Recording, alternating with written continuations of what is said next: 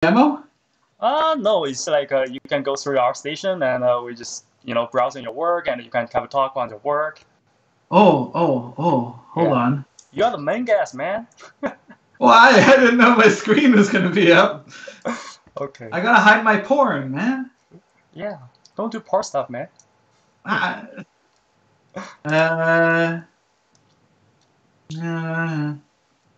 徐大，我们那个，咱们就是你要有什么词儿听不懂，你就跟我说中文行，没关系，因为他们都会剪辑，所以说。OK， 我基本上是说中文为主，因为我说的会比较快。行。How do you share a screen on this thing? Can you do it through Skype? Yeah, I think there's a little plus icon. There's a plus icon, and you can share screen. Yeah, I saw this. I think it's under your window, and there's a little plus icon. Oh, I'm on Mac, so maybe it's different. Plus icon. Yeah, it's like a little plus. Oh, I see. Okay. Right, there's a share screen something. Got it. Got it? Yeah. Nice. Here we go. Okay. Yeah, you can just. If you see any porn, just let me know. Be serious, man. We're all recording. Yeah. Always serious. Yeah, and I want to let you know, and cause Tian, he can understand a little bit English, but maybe sometimes he feels weird to speak English. So I just no worries. Yeah, I just like doing the translating, and he basically talking about Chinese, and okay. I can like let you guys know. Okay, right? Cool. Okay.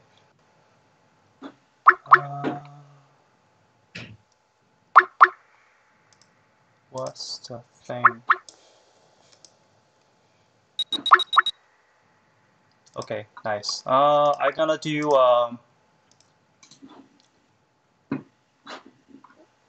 so before we talk, it's just like quickly go through what we're talking about today, right? So it's basically around why I cannot see Tianhua's video. Oh, yeah, he's gone. He's gone?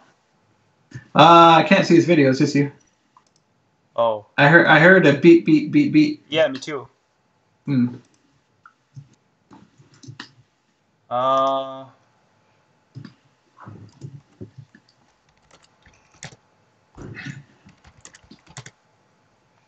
Yeah, I just try to plug them in. 刚才他给我打了一个，然后我接上了，但是只有我们俩。哦，我把他加进来。Oh, it's your new stuff, Jeff?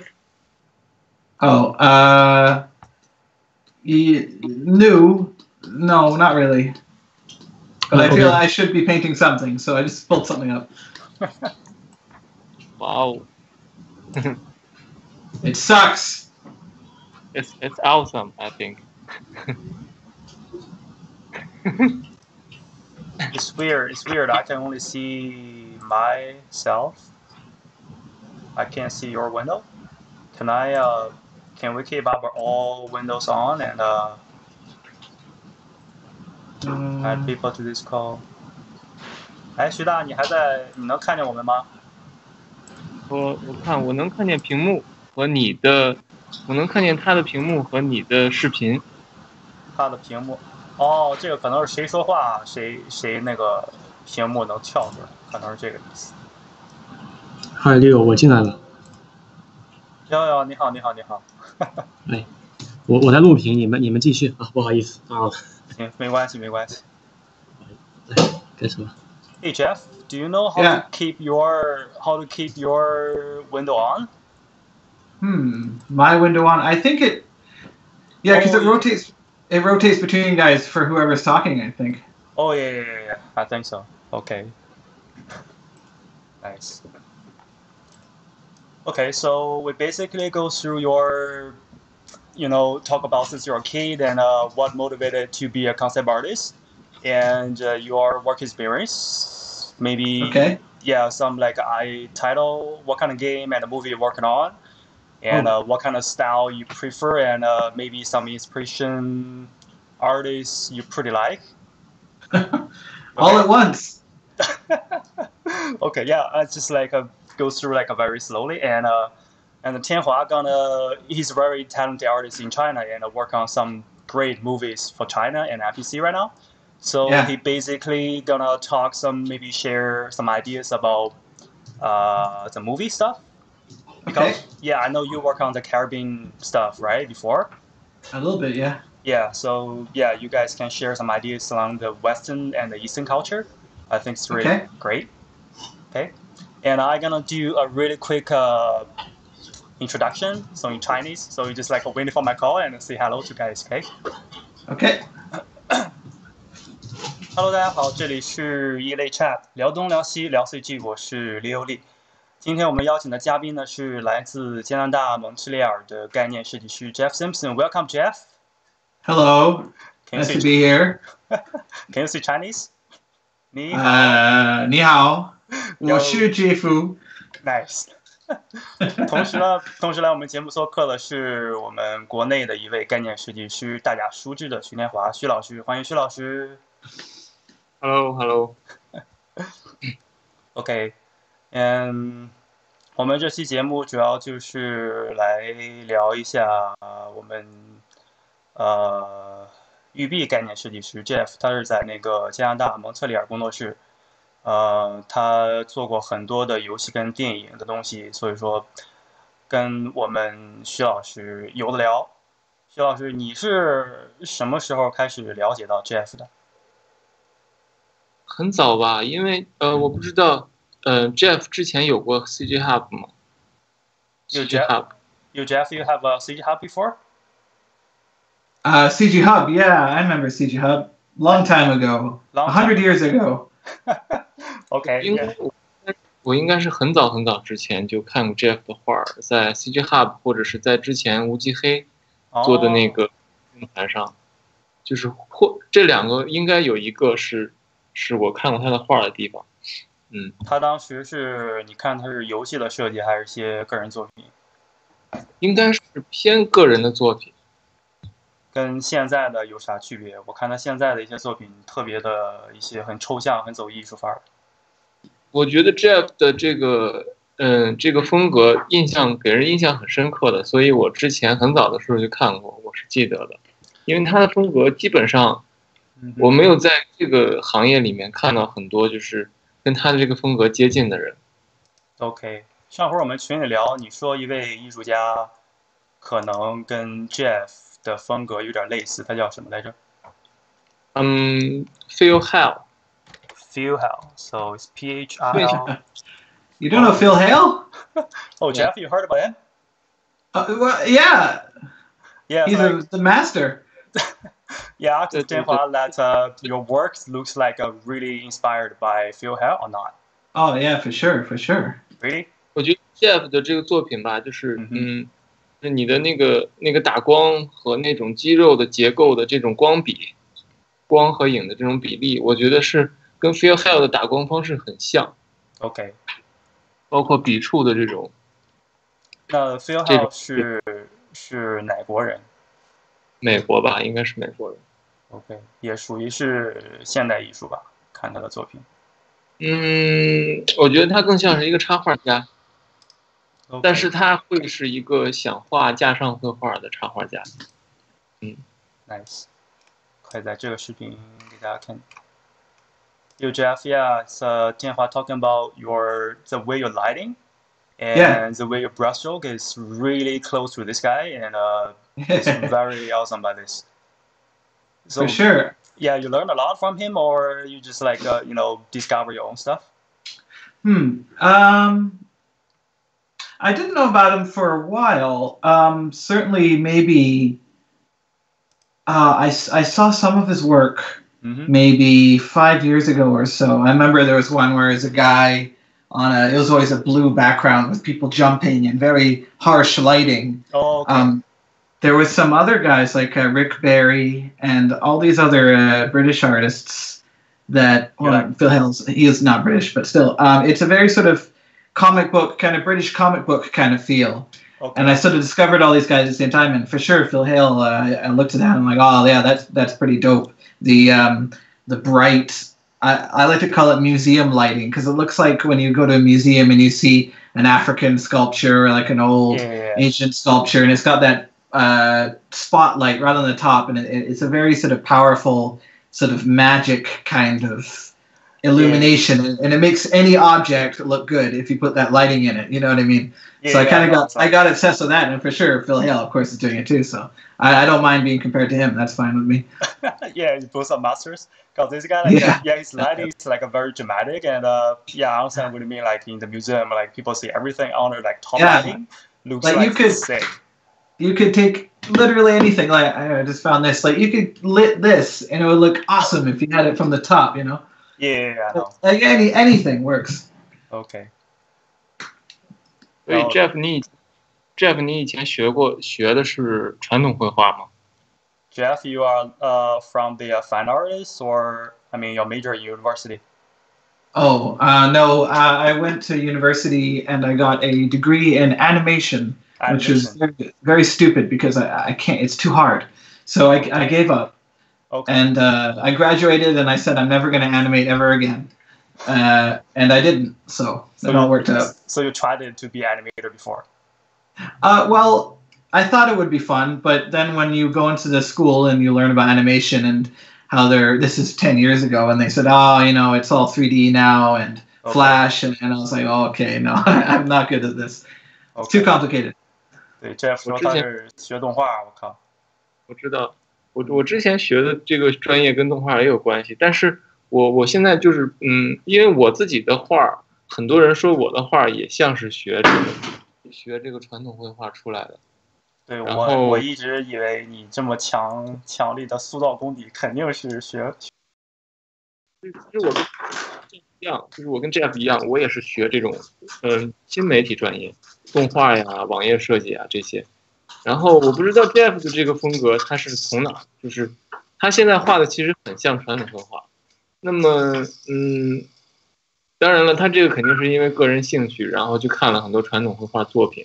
那么他的这个风格最早的形成的这个原因，是由于看了谁的作品而产生的呢？还是说看了很多人的作品，然后就综合产生的？哪些艺术家呢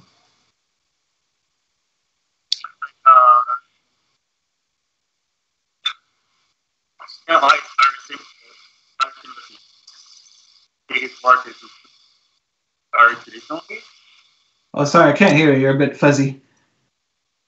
Hello? I know. Still bad.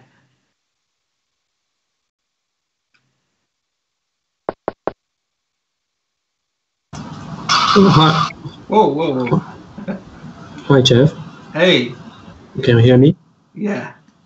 Yeah, the Tianhua is asking about who will be your master that you chase or you try to simulate in your student time to form your art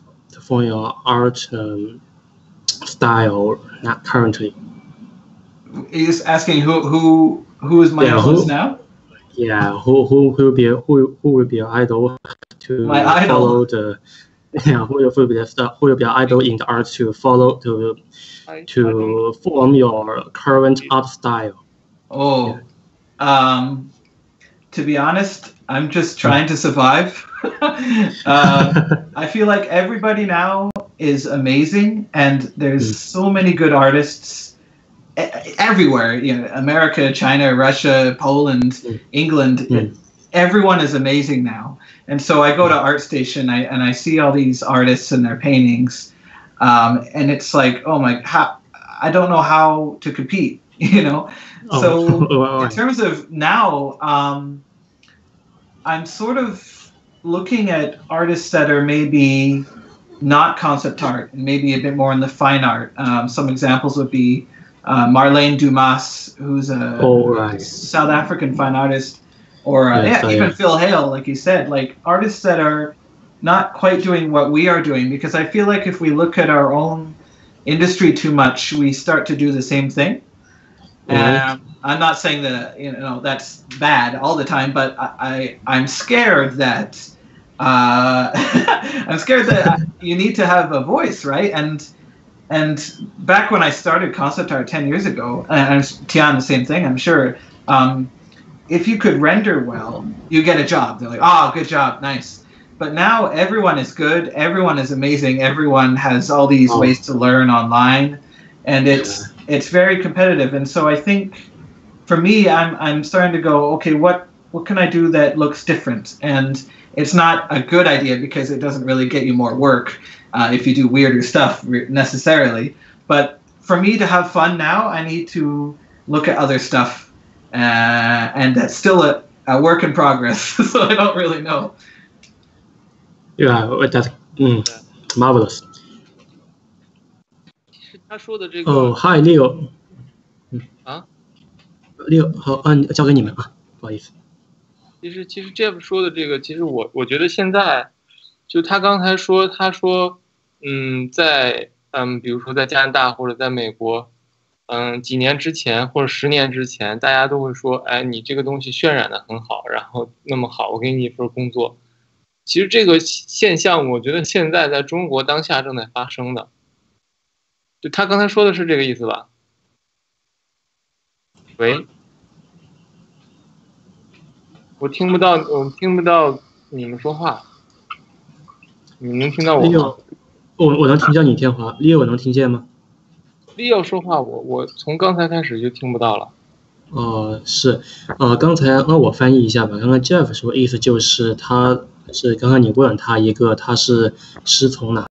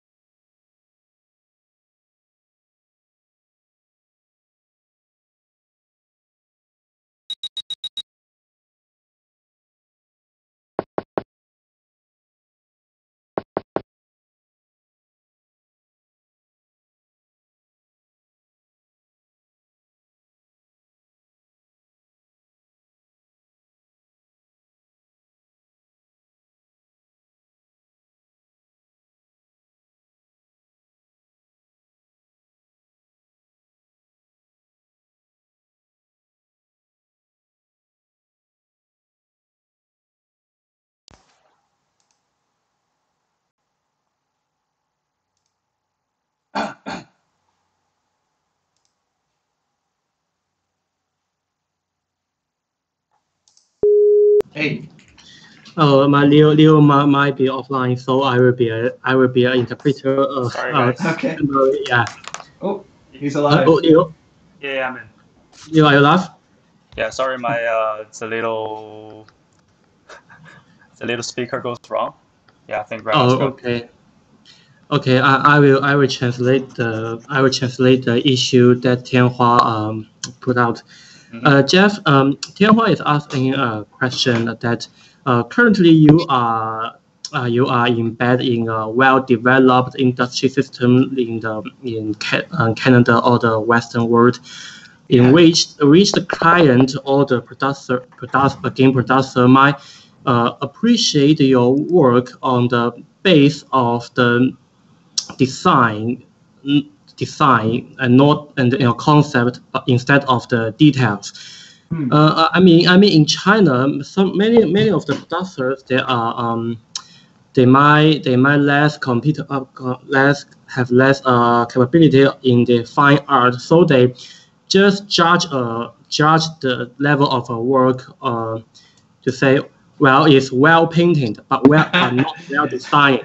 Yeah, it's well painted, not well designed. It's enough to be well painted, but all the design will let it go. Yes. Yeah, but in Canada, your boss will find that, well, your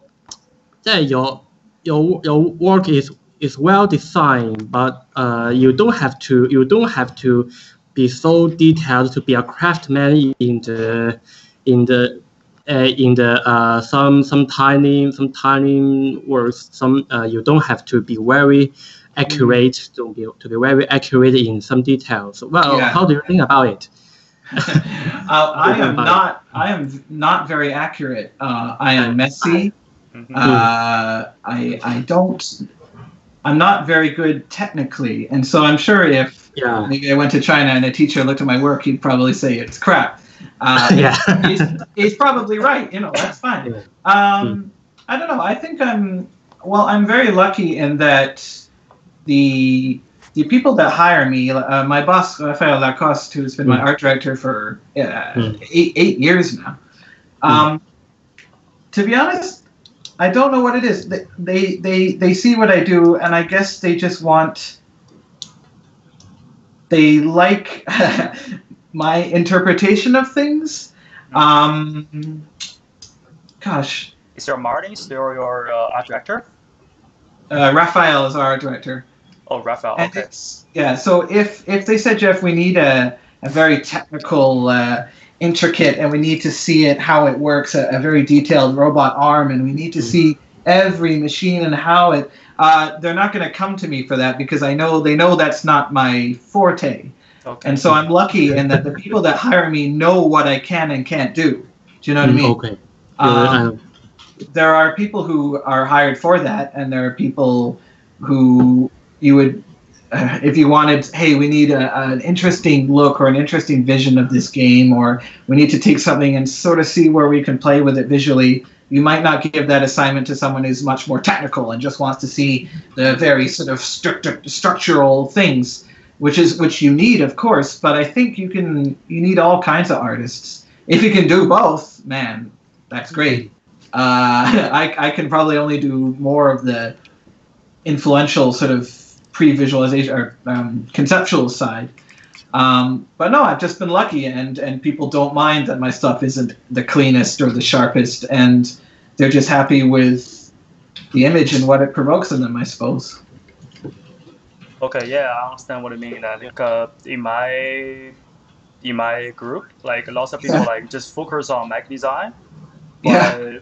But yeah, like lots of people say concept artists right now is just focused on design, but we definitely need a big vision for the game to inspire the team, right? Yeah. Well, design is super important. I'm not saying, you don't need that. For sure you need it. I'm just super lucky in that people say, do that thing you do, Jeff. It looks cool. I'm like, I'll do that. It works out. But definitely if it's all design, then we're not.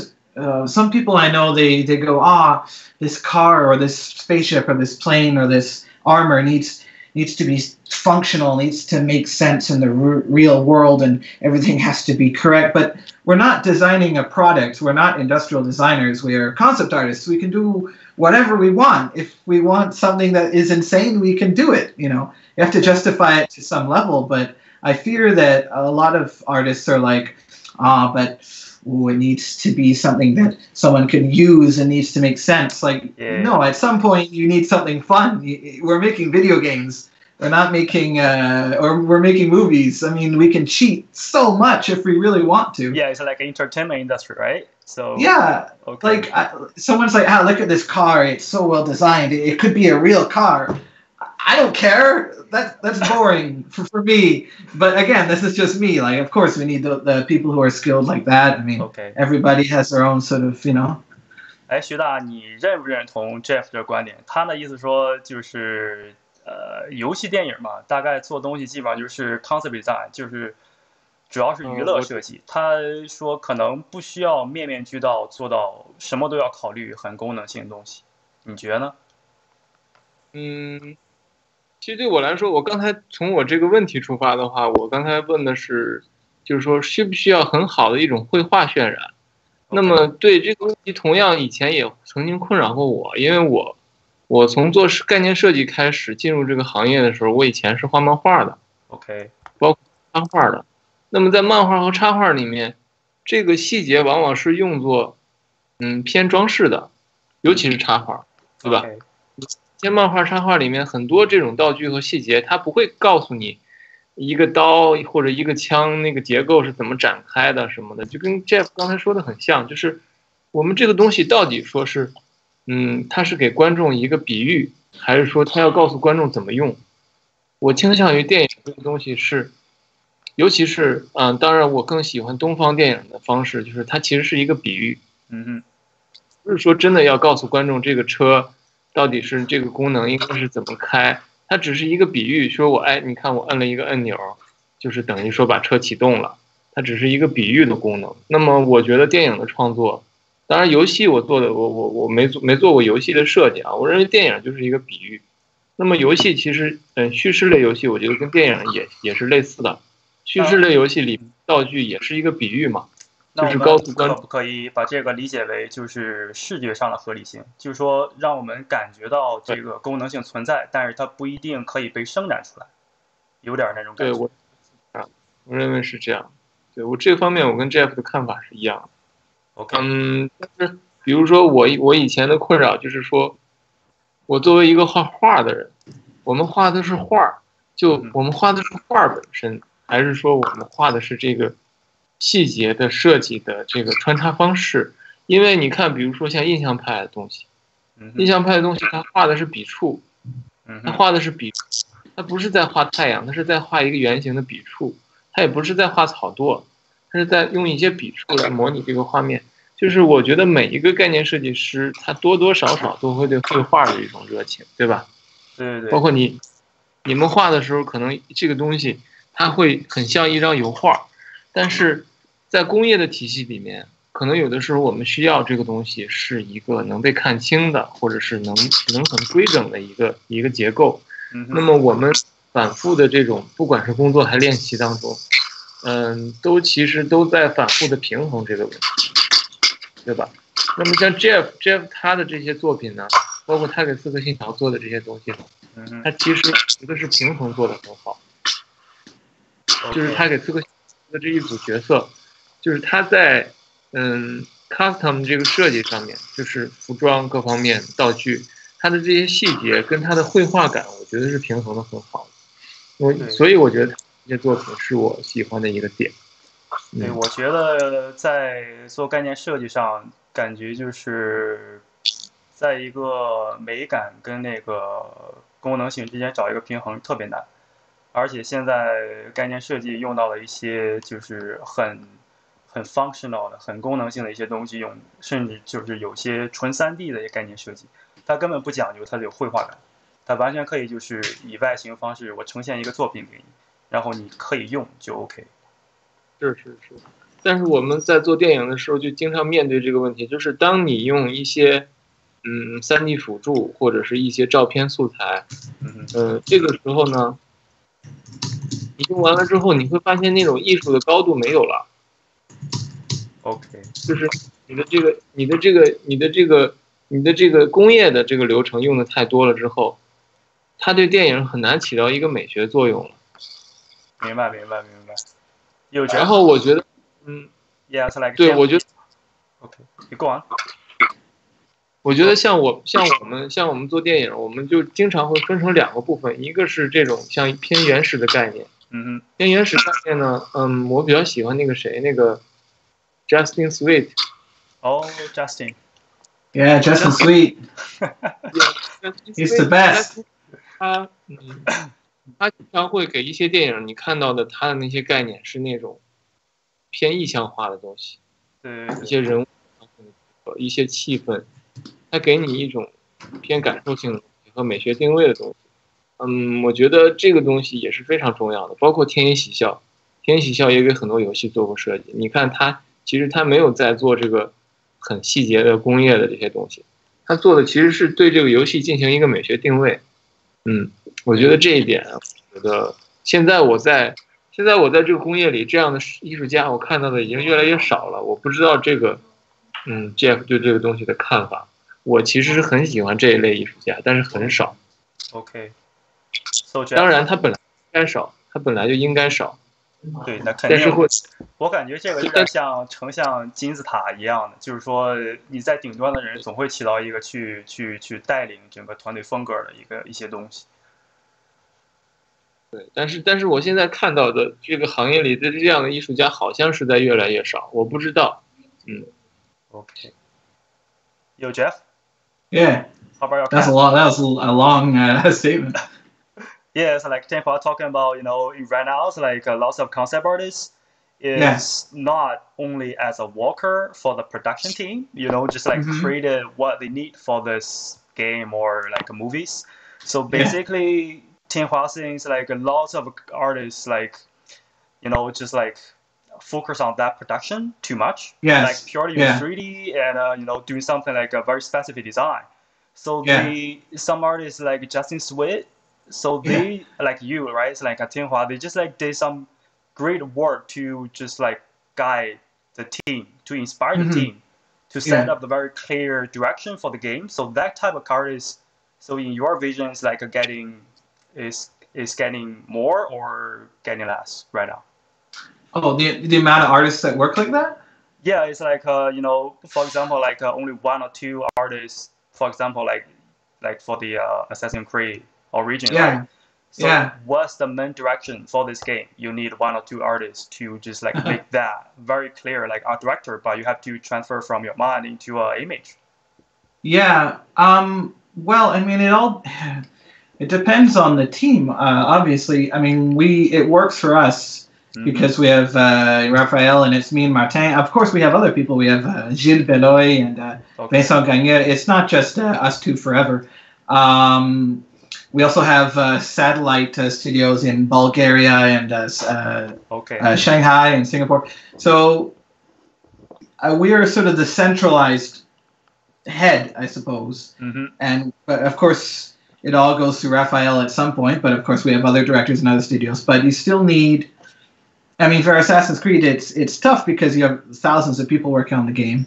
Yeah. But it's a bit of a miracle in that, well, because there's been like 10 games, more than that we've done in this franchise, in that we sort of figure out what the global look usually is. And if Raphael sees something or our different art directors see something, they might ask us to change it a little bit just because we've been on the brand for so long.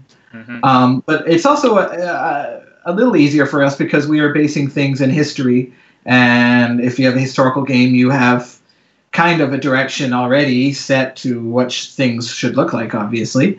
But with Raphael, definitely Orientalist paintings, kind of like the one that I'm copying from right now.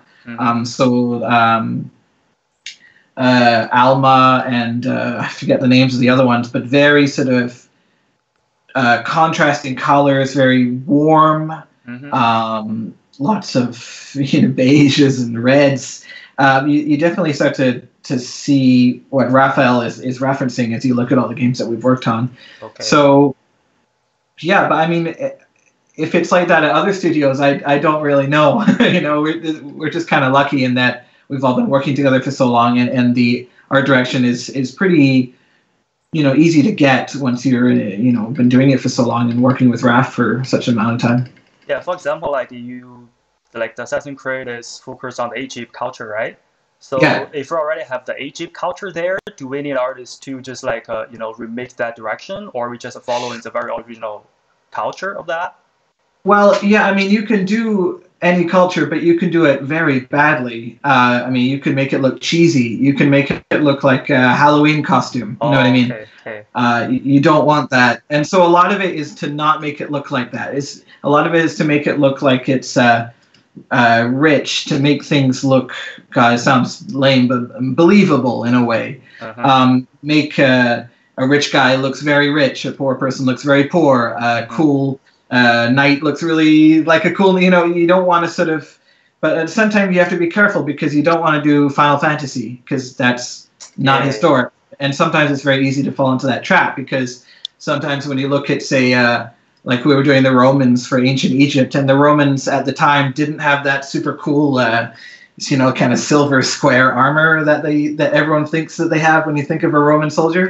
They didn't have it at the time. It was about 50 years before they adopted that. So you go, shit, what are we gonna do? And they were just wearing these stupid sort of things at the time. They didn't look very cool. So you have to look at what they had and what you can sort of salvage to make them still look interesting while keeping the kind of slightly boring historical look at the same time. So that's another challenge that we have to deal with a lot, but it's fun. Yeah, Jeff 说他做那个，我刚才问他说那个，刺客嘛，他是那个做埃及那些文化，就是说你做埃及文化，你怎么去保持一个平衡？就是说你在很尊敬这个文化，找那种很真实参考的情况下，怎么能把那个就是一些设计类的东西去放上去，找一个平衡，或者说你有一个埃及文化在那儿了，你还需不需要一个人去做一个引导，做一些像那个 Justin Sway 一样，他做一些就是引导性的画嘛，就是很启发性的概念设计，还是说直接就开始给那个做东西？我感觉这个也是挺，游戏电影应该都有这样的挑战。你有没有遇到过这个情况？我觉得这个是最难的，但是我们，因为我们之前做的电影，牵扯到古代题材的其实不是特别多，然后，比如说我们要做一个《西游记》，现在在国内的话，就是基本上导演或者是制片人就会要求我们加设计感，但其实我认为这是不应该的，就是设计感应该是很含蓄的放进去的，而不是说我要把《西游记》重新设计。那包括之前孝迪做的那个三打白骨精也是，就是我觉得他们的风格化有点过于娱乐了。OK， 就你也是偏向多尊重于就是传统文化，而是在文化的基础上去做一些很含蓄的添加，不是说完全衬着。OK， 对，我觉得是这样的。我觉得它应该是，如果我们要做一个好看的一个《西游记》的话，它应该是像《卧虎藏龙》那样，去在一些一些比较抽象的东西上去体现设计感。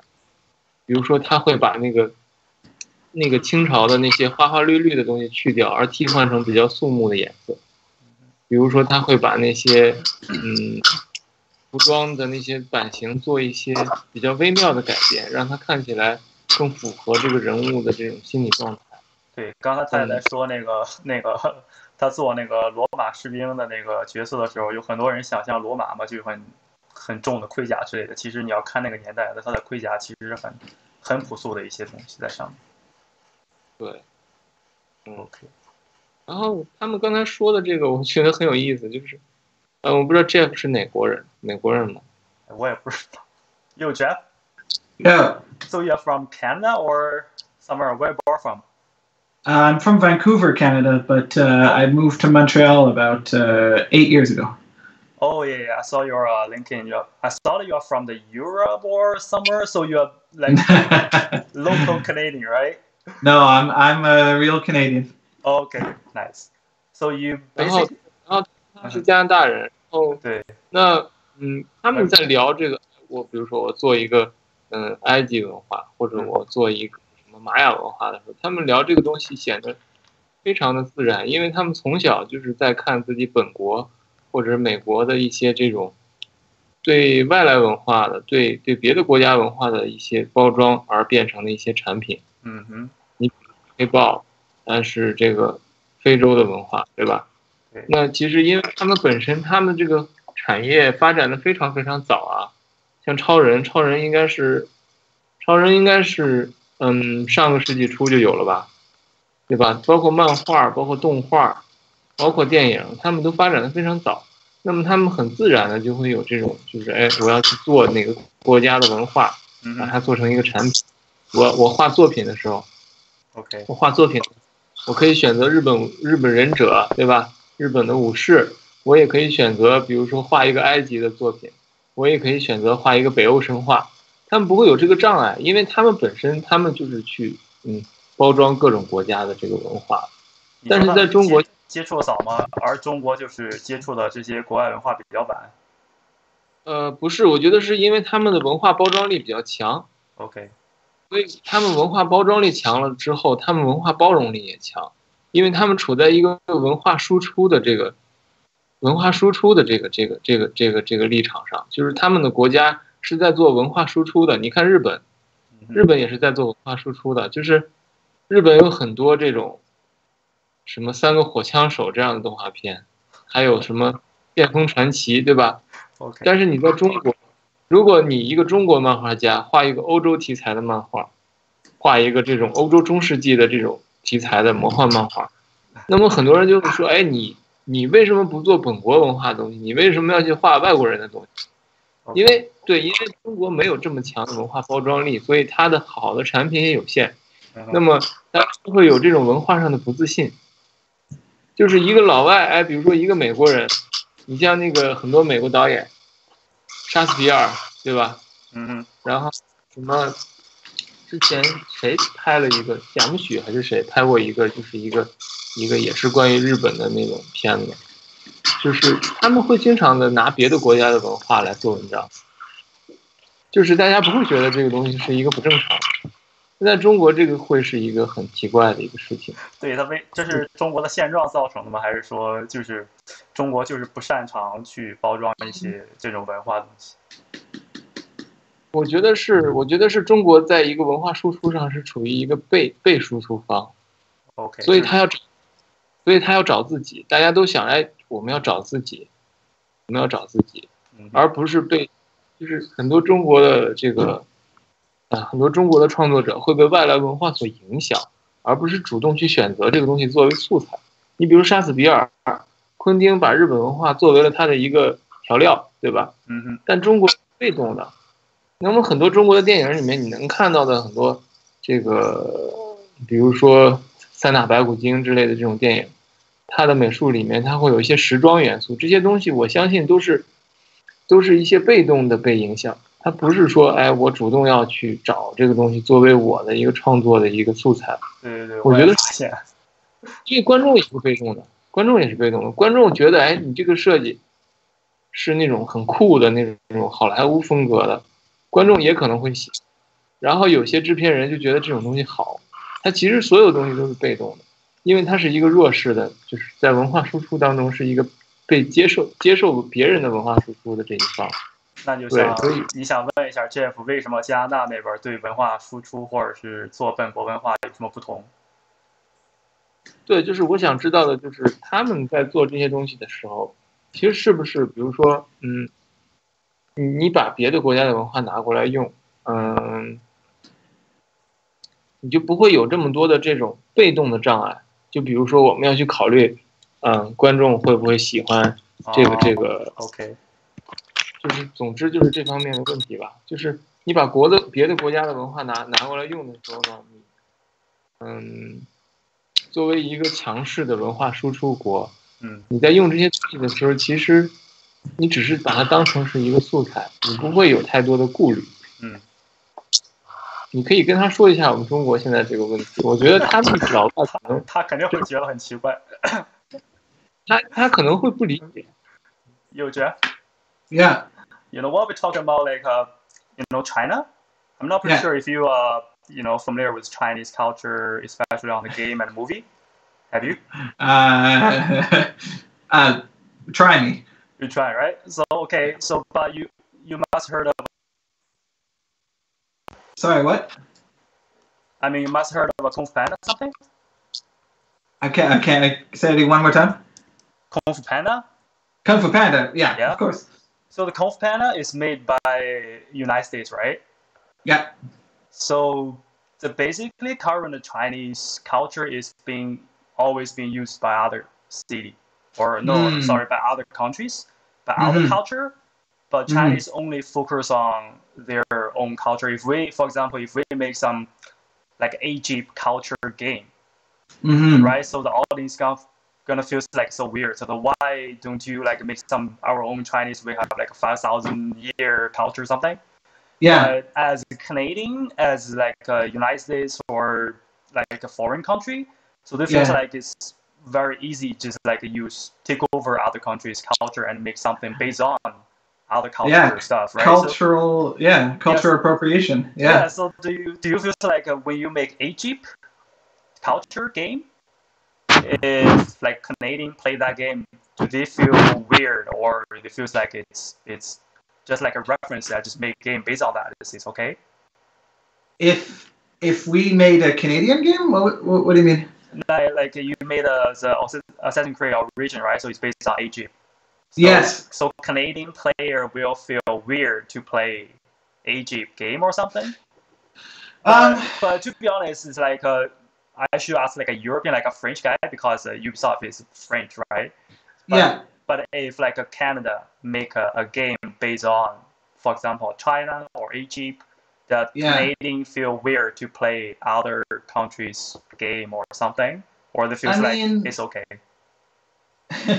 Well, it's complicated. It's nuanced, because if a French/Canadian American company like Ubisoft makes a game about ancient Egypt, nobody is ancient Egyptian anymore. Even in Egypt, the culture has changed obviously a lot. Now it's a Muslim country. It's been 1,000 years of change, and so you can get away with it obviously a lot easier, because there's no ancient Egyptian cultist still around like, hey, that's not what Cleopatra looked like, because it's gone, it's dead. If we were to make a game about, say, China, and a Chinese Assassin's Creed game now, taking place now, we wouldn't, because unless we were there and we understood the cultural nuances, I don't think we would do it, because there's people alive there now, and that's how they live their lives, and obviously we wouldn't be able to get it right.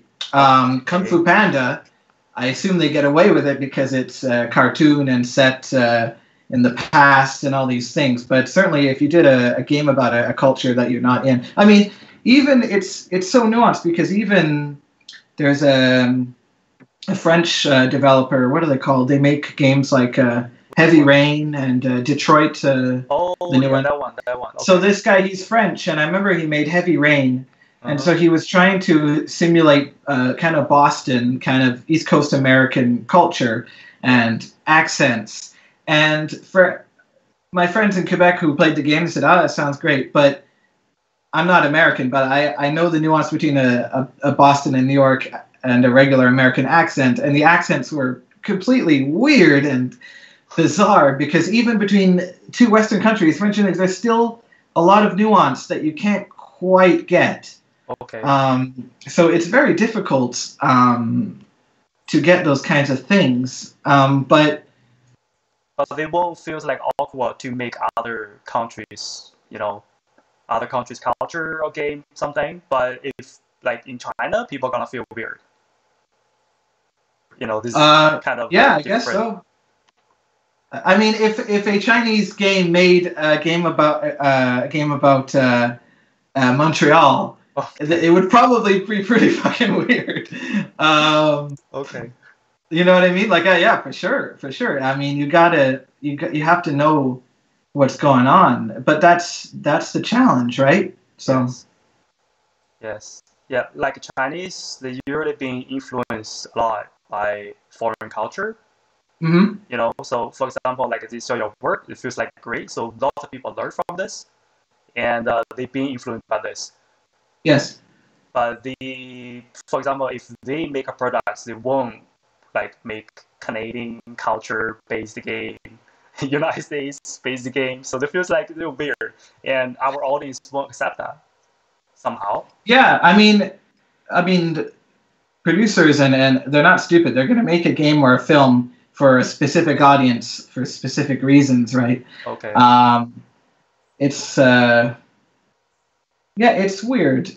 But I think that might be why we don't see an Asian, say, Assassin's Creed, because I mean, Egyptian culture is pretty far out, but I mean, it's in the past long enough that you wouldn't get the nuance, or even like even if it was in Japan with samurais and stuff like that. I don't really know much about it. I know what are the ninjas and samurais and things just from other wrong things that we've learned from movies, and so you'd have to get rid of all those false assumptions about that culture and those stereotypes. Mm-hmm. You'd have to really get to the thing, and that might not work with an American audience. That I want a samurai, and if we were like, yeah, but samurais didn't exist at that time because and they didn't really have these.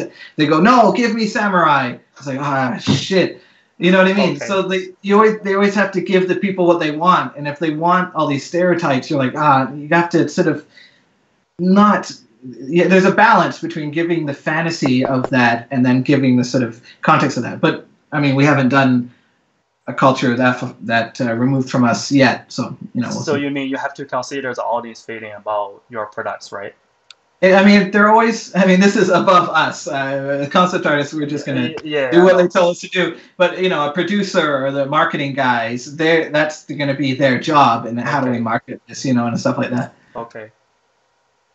Yeah， 他那个 Jeff 说，基本意思就是说，还是需要考虑就是大众文化，就是看那个观众有什么喜好，观众有什么兴趣，然后上面会做。但这个不是就是概念设计师的工作，就是说要市场调查之类的那些东西。我感觉他也说，就是如果中国去做一些，比如说一些美国的东西，他可能觉得特别很奇怪。但是他们做一些东西，他们不会做一些就是日本的东西，但是做一些埃及的东西，感觉很古老，跟我们就是离我们很远，所以说还 OK。我感觉也是跟大众文化大众的喜好有关系吧，可能在中国很难去实现这个。这个是跟开发能力挂钩的，就是说迪士尼的开发能力是最强的，所以他们做过花木兰，对吧？他们做过阿拉丁，对吧？他们想把每个国家的文化都做一遍，就是去不停的去开发一些自己，开发一些观众，他们有这个自信，可以让观众 get 到。那你觉得这是开发团队能力的问题，还是说就是我们一个工业能力和一个公司的开发能力 ？OK， 这两者挂钩的嘛，对吧？ Okay. 迪士尼可以代表中国。我觉得比如说那个 Jeff 他们现在是不是要做中国的这个刺客信条？我之前好像看到过这个新闻。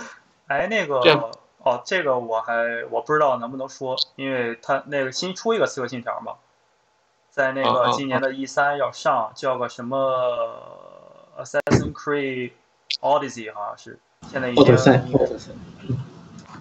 有 Jeff， 但他们是不是要做一个中国的？这个还不知道，我不知道，没有说。他之前有一些那个叫什么，有一些那个谣言，就大家有谣言，就是说我要做一些之类的，但是官方没有公布。我在想，如果刺客信条能做一个中国的，会做成什么样子？因为你可以问一下 Jeff， 就是因为中国的东西，你像比如说，如果要做一个唐代的。唐代其实还比较好做功课。如果刺客信条做一个唐代的，就是对这些东西应该是完全不了解。他们甚至我不知道 Jeff 了不了解，就是中国的这种朝代，每个朝代它的服装款式，它的那些，我觉得够呛，很难。对，如果他们要做一个中国的这个，我觉得对他们来说应该是一个挺大的挑战，因为我们自己我们中国人对这些古代的东西，很多东西包括盔甲都没有留下来的。对。他知不知道？你可以告诉他这个。中国除了有一些清代啊，后面的这个比较近的这个盔甲有，然后唐宋盔甲是一件都没有留下来的。我觉得这个很有意思。所以大家都是去猜，根据雕像啊，根据一些绘画里面去猜这个盔甲的工艺是什么样的，看哪个地方应该是地方应该是毛，哪个地方应该是怎么编织的。对，我们这个很有意思。你那边声音稍微有一点乱。能听到吗？现在能听到，就是背景声音有点大。哎，是开窗了吗？还是 OK？ 没有，还好。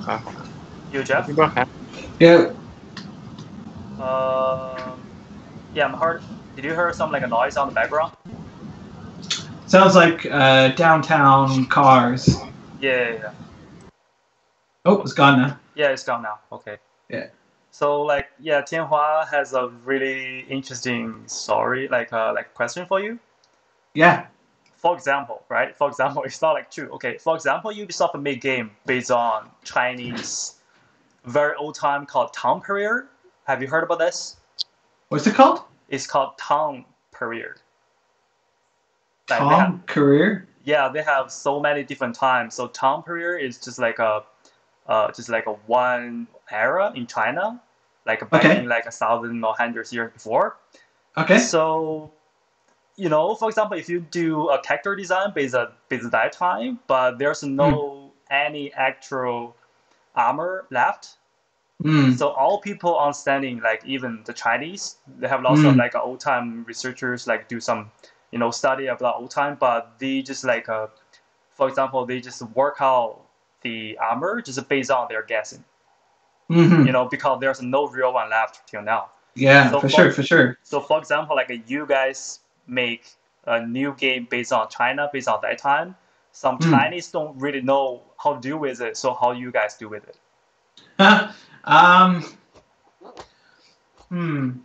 So I mean, I find there's always a way you can guess, given the time period, and you look at the technology that they would have had, and understanding. And you look, for example, I mean, ancient Egypt. Technically, not ancient Egypt. It would have been classical Egypt. But anyway, Alexander the Great comes in 300 years before that.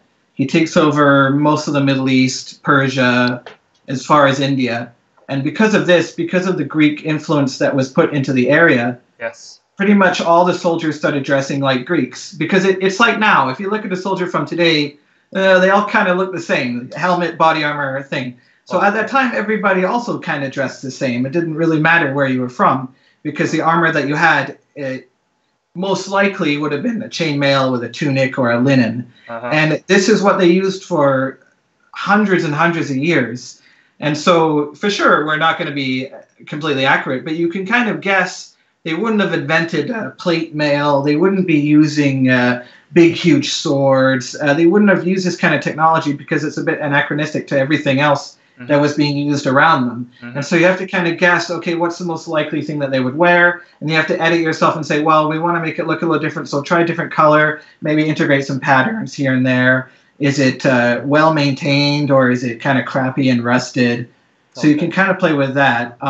So can I just understanding your ability to design that is mostly based on your experience to see from online or whatever you have right now. So you just prove that what kind of material they use in the old time, and they follow the similar format, right? So you just you have to kind of. We have historians, of course, that will come in and say, they couldn't afford the color blue at the time because that was very expensive. So you go, okay. So you get rid of all the blue, and then you'll do a helmet, and they'll say, yeah, okay. I mean, you've always got to have some wiggle room. I remember there was a what was it? There was I think it was a Chinese movie. What's his name was in it? Jackie Chan was in it. Jackie Chan in many movies. Yeah, I know. He's in millions. It was a one that took place where the Romans and the Chinese and the Persians and the Parthians, they were all together in the desert fighting over like a Silk Road or something. Dragon Blade, I think it was called. Something like that. Okay. And so their version of the Romans was this crazy, man, it was nuts. It was like this crazy armor that was really blocky and chunky, and it was like, oh man. And it's completely wrong. It looked super cool though, and I was really jealous. I'm like, oh, these guys get to kind of do whatever they want, because they're like, whatever, it's Romans, yeah. And so I was looking at our game, and I'm like, oh damn, it's just these really boring kind of cloth, and they don't have any cool helmets yet. And I was like, no, shoot. But again, I mean, depending on you don't have to be historically accurate all the time. It depends on what you want to achieve, right? It's just that Assassin's Creed likes to be a little more, researched. I mean, but whatever. If you want to do a game and it's in the past and you want everyone to look like Final Fantasy, go crazy. That's fine. OK， yeah， 对 Jeff 说，哎，徐大，你知道那个电影他说是哪个吗？应该是天降雄狮。我看一下，在那个他说 Jackie Chan。成龙跟那些什么罗马呀，什么 Dragon something， 里边还有 Adrian No, not Jackie Chan. Yeah, Jackie Chan. Was it? You confirm? Dragon Blade. Dragon Blade, yeah.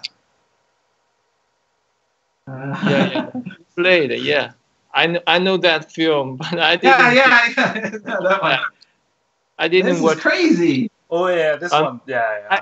But it looks super cool, but I don't know where they got this stuff from. Okay. I'm pretty sure even ancient Chinese did not wear this weird thing, No. But I mean, it looks cool, so whatever. I used to work with this before. Oh, really? Oh, really? Yeah. Cool. I don't really like his design. Well, I mean, it's if it makes money, that's fine. Yeah. I see.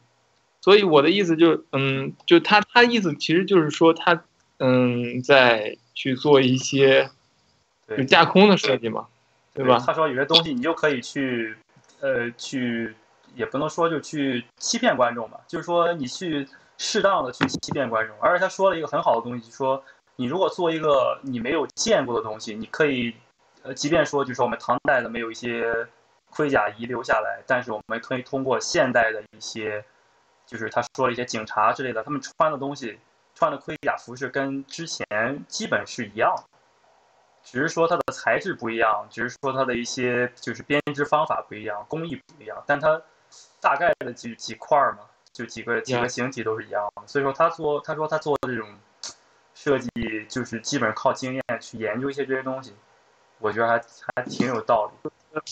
The real and the fake is a balance. Yes. But for me, because I don't know much about Chinese armor, I don't know if this is too much or too plain. Like, I don't know the reference. You know what I mean? Yeah, this is like really I know this is that's bad, but this is probably too crazy. I imagine. Yeah, but you can. But so let's say like you never see a Chinese armor, but you can definitely determine which one is a little bit too much and a little bit right. But like I don't know, maybe that would have been a thing, and I don't have the education to know if this kind of thing would have been way too out there. You know what I mean? I assume it's not, but I could be wrong. I don't know. Yeah, in some like in current Chinese movie, so they try to be very crazy about armor design. Yeah, like they just want to to match the audience like their taste. They just feel like there's a cool characters inside and the cute face, so people like the movie. Yeah, no, I mean we do the same, obviously, but it's all about that nuance because even if you do Roman armor,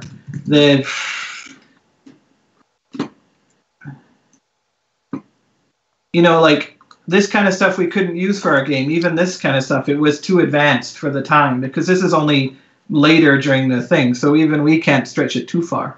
Okay. but like this kind of shit, it's not accurate. But at some point, if you're doing hundreds of characters, you're gonna have to come up with things that are kind of weird.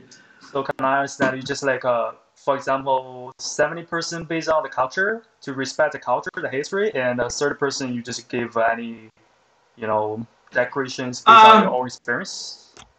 Yeah, sure. But if, it depends. But we try to be as authentic as possible, but we're still making a video game. And so if you want to make a documentary, that's something different. If you want to make a National Geographic, that's... Okay. But we're making a video game, so we have some liberty, obviously. Okay. But yeah, I mean, we try as hard as we can to make it look interesting. 哎，徐大，你觉得这个就是在文化，就是跟现实的文化、历史文化，跟你就是作为一个概念设计师去自己创作的部分，这个平衡你一般怎么找？ See, it says the first thing that comes up for me in Google is Chinese armor, and it gives me this, and this does not look real. This looks like a bad Halloween costume. So, yeah, it's terrible. It's bad. It's the first image. Anyway, yeah, Google do shit. 他说就是说，在很多工艺和真实性的选择上面去，因为我觉得其实这个东西，我觉得我们的对话很长啊，就是我觉得可以翻译的，比如说我说2句就可以翻译，就是像，我觉得很多画画好的人。他的那个感受力更强，所以他能分辨得出来哪些参考是好的，哪些参考是看起来更真实，或者是，就是我这个东西我是有经验的，因为我以前看过很多盔甲，我觉得好的东西往往是更接近历史现实，或者是更高级的。你是说从你的自己个人审美来说，你觉得更真实的东西就是更好看，还是说现实大家就是 redesign 那些东西就不好看了？不是，就是我的意思就是说，一个画画好或者有艺术感受力的人，他能够从一些很多参考里面，他能挑出来哪些参考是好的，或者哪些参考他觉得好，这个参考就真的很好。OK， 我觉得 Jeff 应该有一个能力。You Jeff? Yeah, we are talking about the ability to determine which reference is good and which reference is bad. I think you're pretty good at this. Yeah. Well, I mean, you get a feel for it, but again, you need someone who knows what's going. You need an expert at some point to tell you some things. Yeah. But yes, it comes down to taste, right? You see something and you're like, this seems like bullshit to me. This and of course, it's sometimes very hard to find good reference, but and the internet is vast and amazing, and you'll always find something. And there's always, luckily with every game, there's always historical reenactors, who go out and dress up like as knights or as like American Revolution and stuff. And that stuff's great because these are people who clearly care about how they're dressing because they're going out into the field. And those are always the best references for us. Yeah. 对，刚才那个 Dragon Blade 那个导演，李仁港，其实就是他其实在国内不是经常被骂吗？我还真不知道。然后他是因为什么？导演，这个导演就是因为他以前是做美术的，然后他有很多自己的那种设计，他有很多自己想设计的造型，然后他就硬不想把你。就是 I don't mean to make fun of Dragon Blade. I'm not saying it's bad. No, we're talking about. It's okay. Yeah, we're talking about the director of the Dragon Blade. Oh, okay. Yeah, his own is a concept artist as well. So. Okay. Yeah, go on.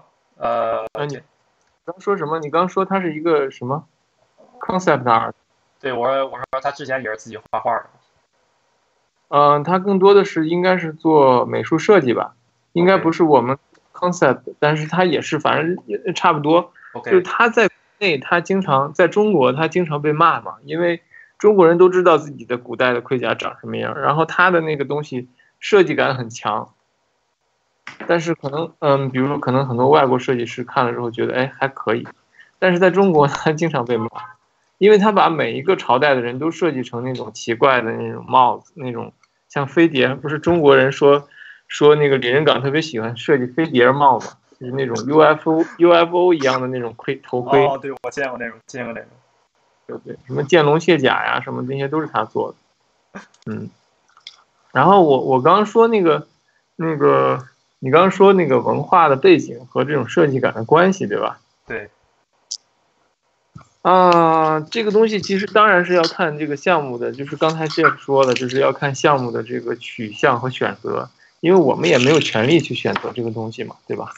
有的时候一个电影的制片，透了句一个制片，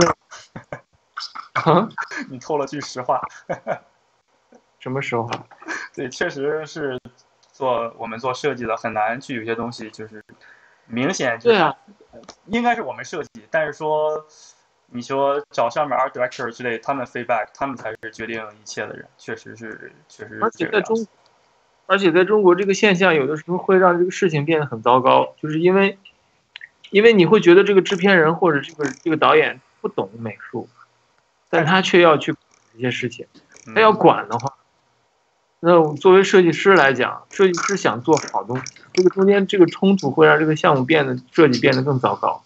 那你怎么去协调这个呢？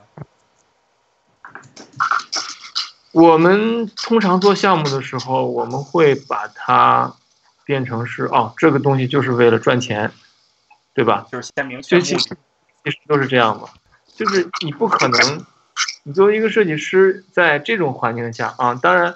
有一些行业是比较好的，比如说我们有很多朋友是做平面设计，或者是给一些画廊、给一些这种艺术机构做一些设计。那么那个行业相对来讲，它可以选择呀，因为它已经发展了很多年，它已经逐渐的就成熟了，你可以找到很多好的客户。但是你在中国做电影和游戏，有那么多好客户吗？如果你是一个艺术家，你是一个设计师，你想要去不停的做项目。你一年里面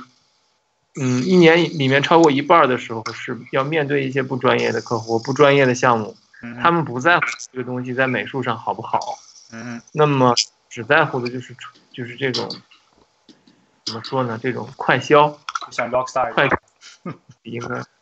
快销应该用英语应该怎么说呢？就是他们这个东西，他们不在乎品质，不在乎设计上的高度。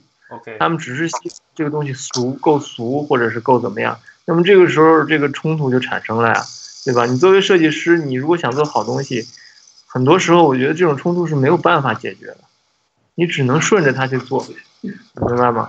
就他想要一个，不可能给他做成一个，当然，可乐这个东西也可以是有品质的嘛，对吧？但是他想要可乐，他想要的是可乐加勾兑加水加什么，就是他想要的是一个更 low 的东西，更快销的东西，那这个东西你就没办法。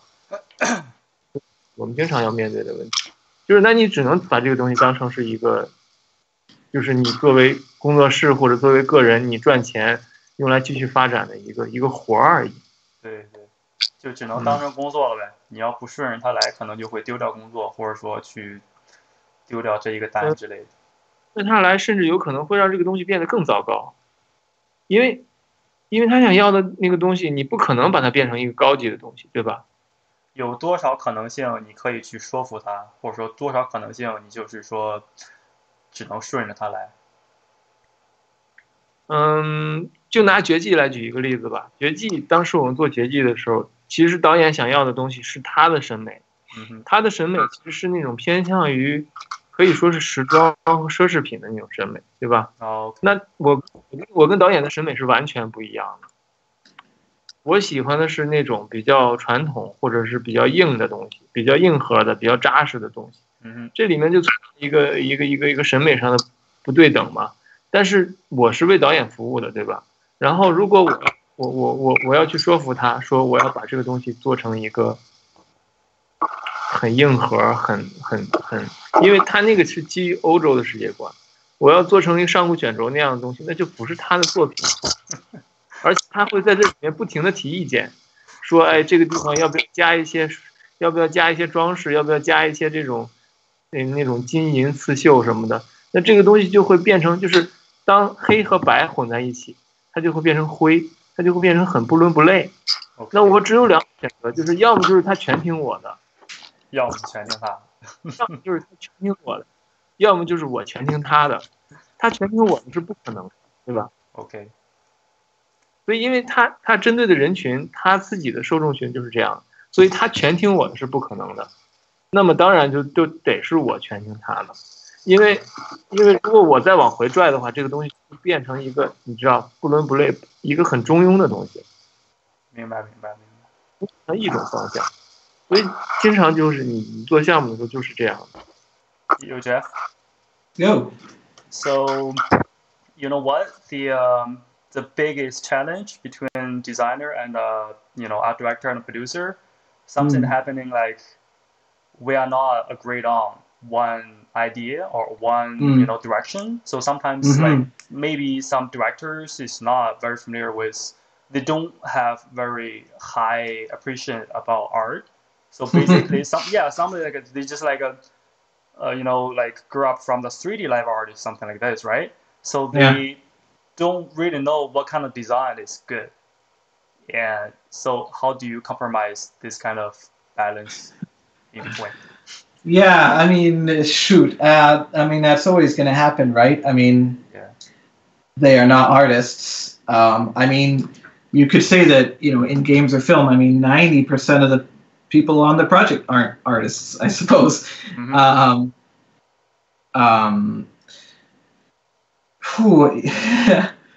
Producers specifically? Yeah, like as Tian said, for the designers, right? Graphic designers, they have so many clients they can choose. So for example, they met some like a very low client, they can definitely like say no, right? I don't want to work for you because you don't really know art, right? But if you do for movie, basically lots of like a movie directors, you have to work for him. And sometimes your idea is totally different from the directors, but to keep your job going, right? So you have to like compromise this, and you have to grade on with them. For example, like your idea is white, and your director idea is black. If you like compromise, it turns to gray, right? It's even worse. So there's no ways to like allow your director to follow you. So the final decision is that you have to follow the director, right? Well, I feel. I mean, I've known artists who, if they do concept artists will do a thing, and maybe the director will be okay with it, but the producer and the creative director and other people will hate it. Okay. Then, if the artist is sort of, no, like, fuck you, like, this is my work, is the best, like, that's great. That's good that you have a vision and that you're confident. But you have to understand that we are making products for people to buy, to make money. And there is art involved in creating it, but it is a group effort. And it's easy for us to go, but we're artists. We know what looks good and what does not. It's not sometimes really our call. It's the audience's call if that looks good or not. You know what I mean? Yeah, basically, I love my idea. But it's a little depressing because you can spend months doing something like, I'm going to get it just right, just perfect. Oh, yeah, I'm so good. And then the game comes out, the film comes out, no one gives a shit. Nobody cares. It could have been crap, and people would be like, yeah, cool. So you need to, it's difficult to keep that sort of level of what I'm doing is artistically valid, and sort of the person above me on the hierarchy wants something else. I don't have an answer necessarily, but I think you need to keep in mind that even a producer, even if he's not artistic, he's being hired to do that job because presumably he is good at that job. And you need a lot of people who are good at a lot of different jobs to create something. Certainly, if everyone's on the same page visually, that's like, yes, that's the ideal. But it's rarely the ideal. And so if a producer wants something that I think looks stupid as hell, I will try. It will be my job to make that stupid idea look as good as I can make it. After that, it's out of my hands. It's not my problem. I did what you wanted as best as I could do. Honestly, if a producer likes something, I'm always happy. Like, oh, good, you like something, nice. The worst is when it's a producer or an art director, and he sees what you do and he hates everything you do. That's bad. then it's like, well, if that happened, you won't be on their team, right? I mean, that has happened to me, and I've been hired for some films, and they're like, yeah, nothing you do is working. I'm like, oh crap, like that's a failure on my end. Really? Sometimes, I mean, it happens, and so you do the best you can. You go, oh well, maybe it just didn't work out. I mean, it's gonna happen sometimes, not often for me, thankfully. But I mean, if your producer, art director loves something, even if it's something I don't like, I'm still happy because I'm like, well, I did the job that I was hired for, and I tried to make it as cool as I could. But like at the end of the day, if you're gonna fight everyone above you, you're not gonna get. I mean, people might respect you and they say, yeah, you should be but if you want to fight that battle, go ahead. But don't expect people to go with it. You know what I mean? Because I mean, they've been paid to tell you what to do. Do you know what I mean? So you have to find a good balance. But at the end of the day, I'm a bit more in the camp of, they came to me, they're giving me money to do this. I'm like, oh, cool, neat. Okay, I'll do what I can. You like that thing and not the thing that I prefer? Like, all right, that's up to you. Cool. I'll try to make myself like it in working on it. Yes. I'll try to bring something that I like out of it. Yep. That's my sort of bullshit kind of, I'm a professional speech, but obviously I'm a human being and I can hate some stuff too, but we have to, we just have to do it, Yeah, if you work that way, I think it's very professional designer should do. Yeah. Yeah. 接着说他那个他说的其实很含蓄。能明白。然后，你说。觉得他也有很多这个，就是他们的行业对于一个艺术指导来说，或者说对于一个产品来说，更容易产生好的作品。其中另一个原因是，我觉得除了制作上的这个水准和工业上的完善啊，我觉得他们行业已经有很多好的标准。就以前有很多好的作品，不管是科幻电影还是科幻和魔幻的游戏，都已经有很多好的标准。你在这个标准里面，你可以找到自己的位置。对，就是在中国，可能比如说没有好的，就是你说魔幻电影和游戏，中国还没有很多好的魔幻电影和游戏，几乎没有啊。那你就找不到标准嘛，对吧？你找不到标准，你作为第一个吃螃蟹的人，你不知道这个东西应该做到什么程度，这个我觉得也挺重要的。你说像你之前刚说中国的文化就是艺术家啥的，经常的受外界影响。那国外有这么多好的魔幻电影，为什么中国导演就没有去主动的去借鉴，或者说甚至去 copy 一个？我觉得首先就是国外的电影是。咱们聊美术的话啊，就国外电影从美术上你没有办法借鉴，就是因为这个呀，就是它的美术，我们中国的东西怎么能变成一个好看的一个美术？怎么能设计的让观众喜欢，同时又卖座？这个还没有标准啊。你没有见过一个古代魔幻片，然后里面的龙和怪物是符合中国人的审美，符合中国古代的。但是你看这个长城里面的饕餮，你如果不说那是中国古代的，那个饕餮看着很像外星人，对吧？他没有，就是长城的美术也经常被人拿出来说嘛，就是因为它不是我们的文化呀。你看长城里面哪个东西像我们的文化呢？其实也不是很像。当然它也是大众会喜欢吗？我觉得大众。这个问题我也是想就跟 Jeff 聊一聊。我其实觉得大众是需要被引导的，但是你这个引导需要一个力度。你如果引导过度，他们会讨厌你的作品。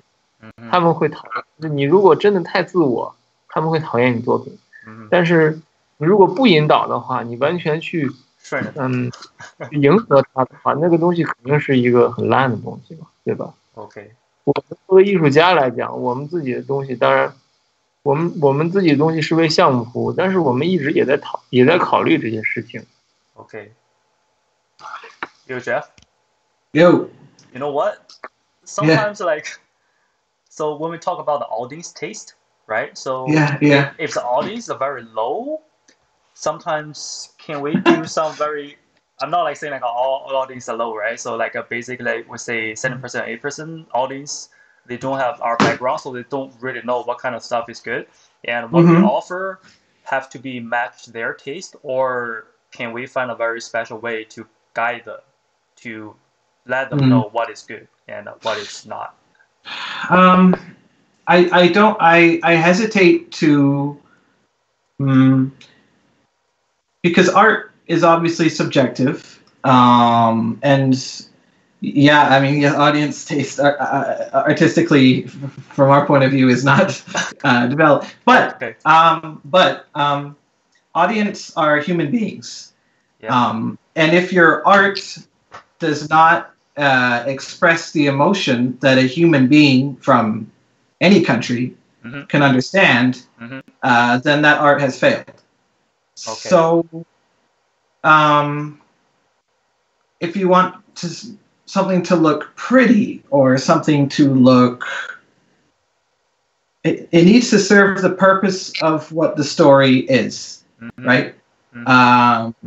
Darth Vader looks like a bad guy because he looks like a Nazi and a skull together. We get it. He's a bad guy. You know what I mean?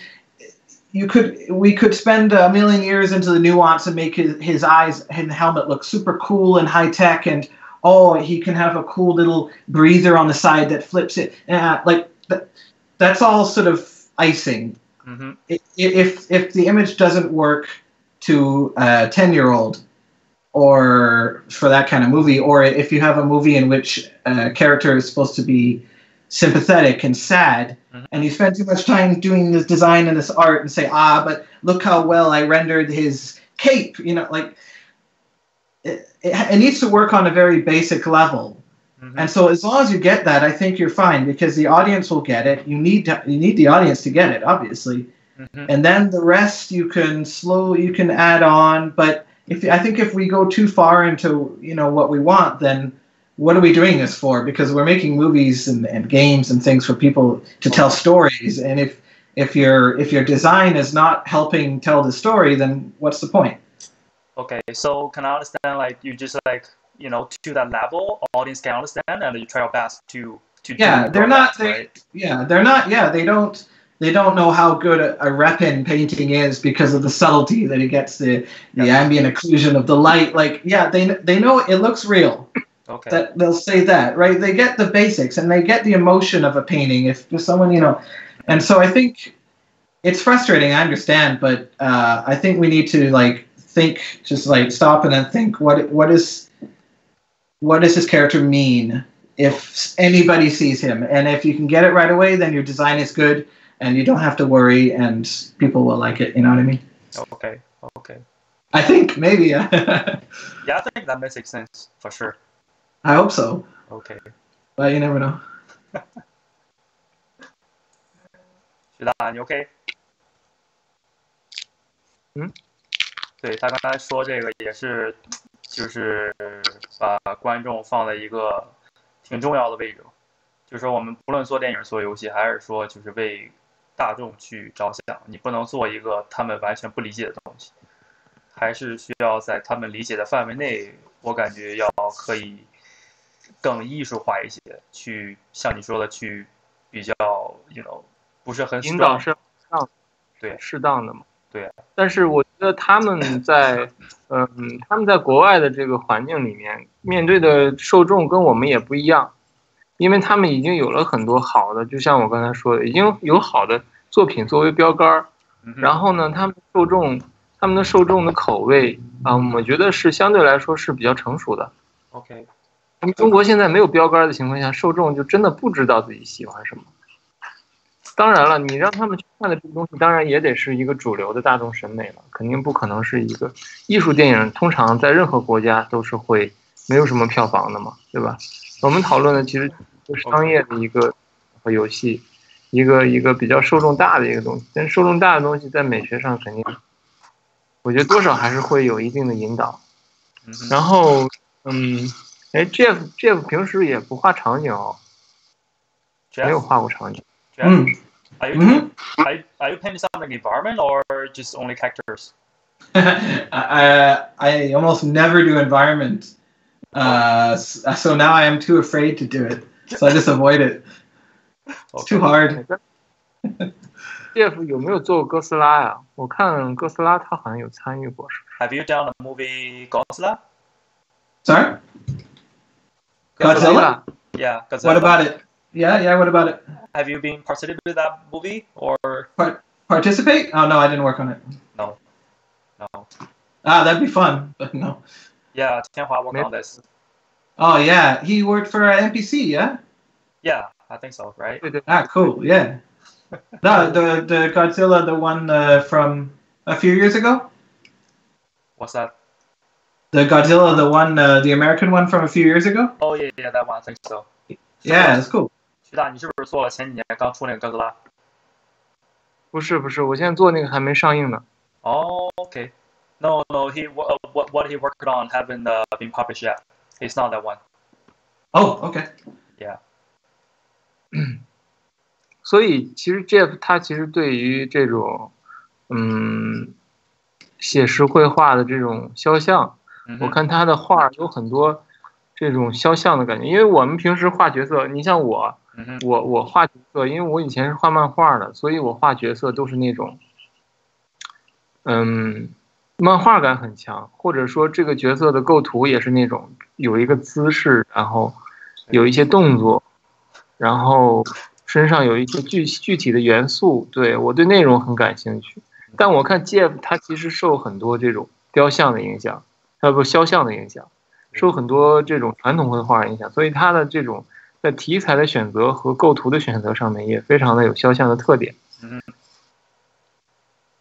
对。那我想知道是怎么样，就是这个应该怎么形容呢？之前我公司有个头，他就是说他特别喜欢画类似于 Jeff 这种，就是很肖像感很强。如果做一个站姿的话，就是 T pose， 因为他们觉得你最后的角色就是他的一些人物的特性或者人物特点，这些东西是给动画去做。然后呢，你最后的成品是在游戏里边出现，所以说你做一个 T pose 的话，可以让3D 还原度更高。它是这么样一个观点。我制作项目里也是这样，但是平时的练习我会更倾向于就是画一个更生动的角色。对，我也特别喜欢。对，这就有点像那个一个漫画家在画一个扉页的时候，你看那个龙珠的每个封面都是一帮人物在干一些事情。对，就是我对内容是比较感兴趣的。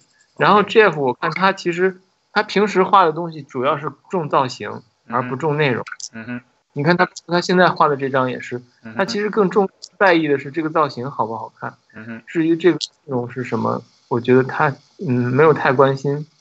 那么他是如何转化的呢？因为你做项目的时候，你做的是一个比如说像埃及什么的这种，它是一个墙内的东西。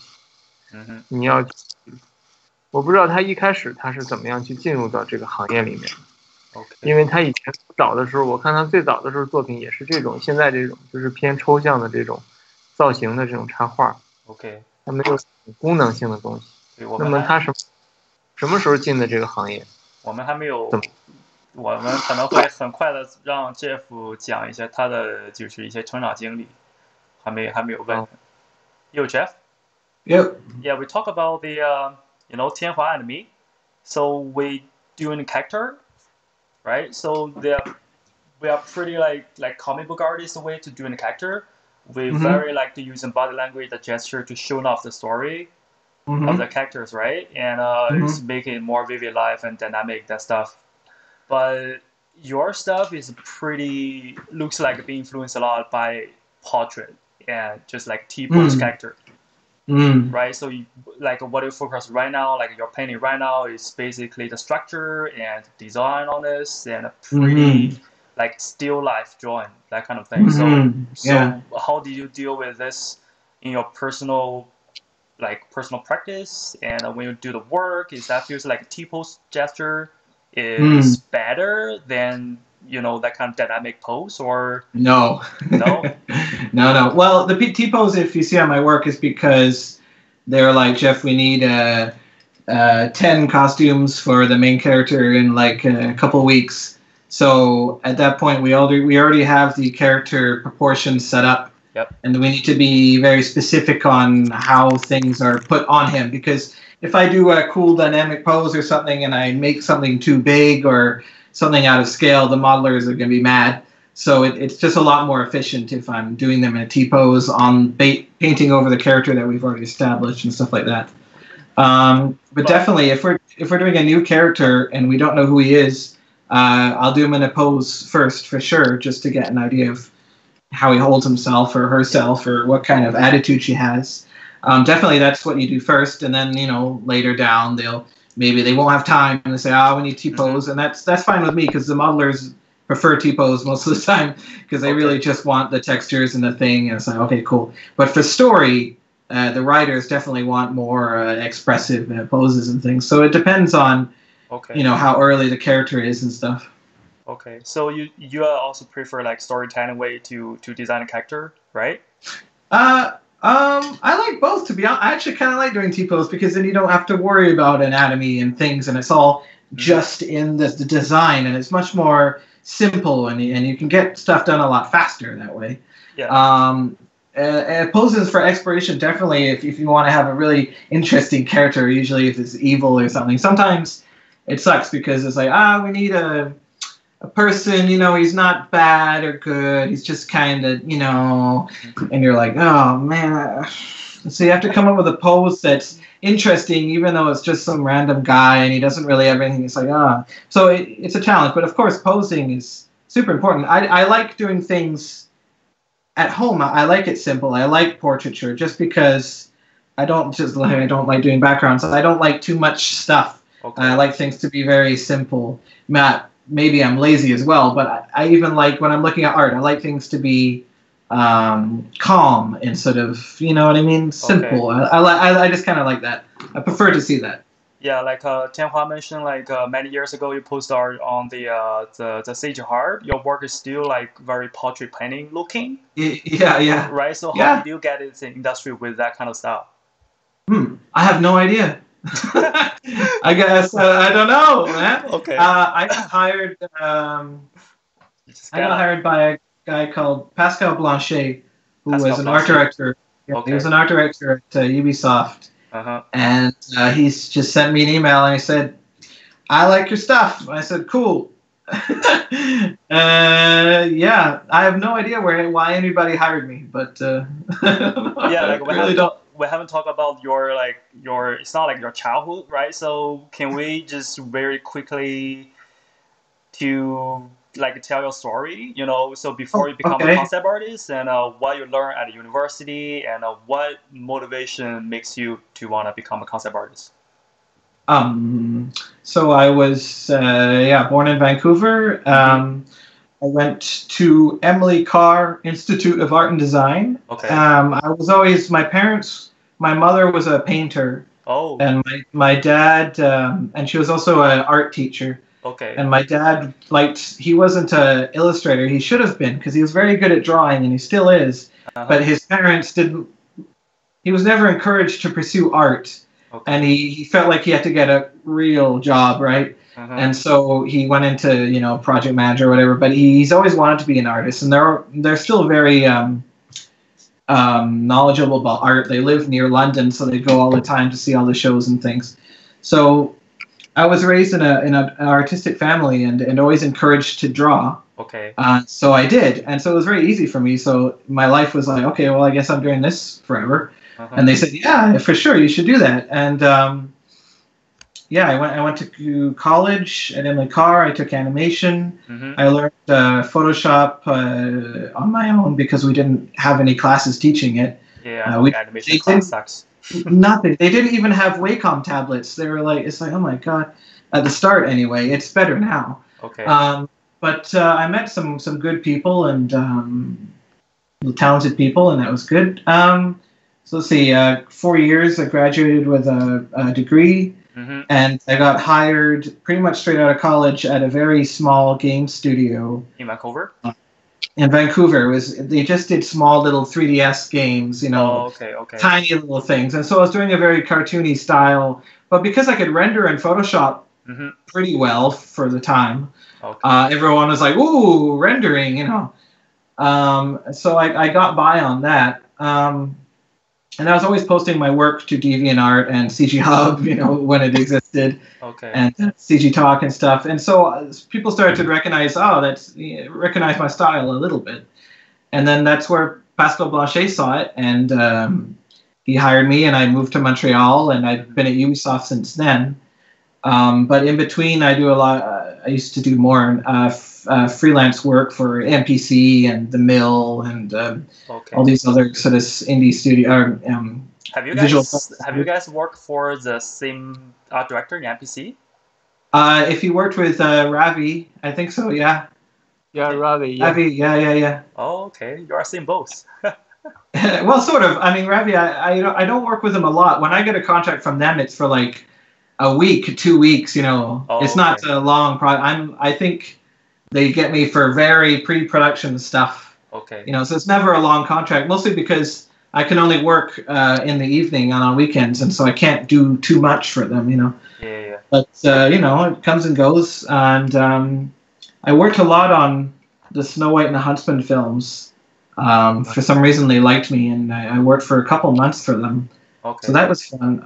But the rest has been through NPC, some other stuff through, what was it, Lionsgate. Lionsgate, okay. But it's pretty random. I'm surprised. It's like, oh, sure, yeah. It's I don't know who's spreading my name around, but you know, I'll take it when it comes. So basically, Ubisoft is your second career, right? Your second company to hire you. My second job, my second company, is Ubisoft. Yeah. So like till now, how many years?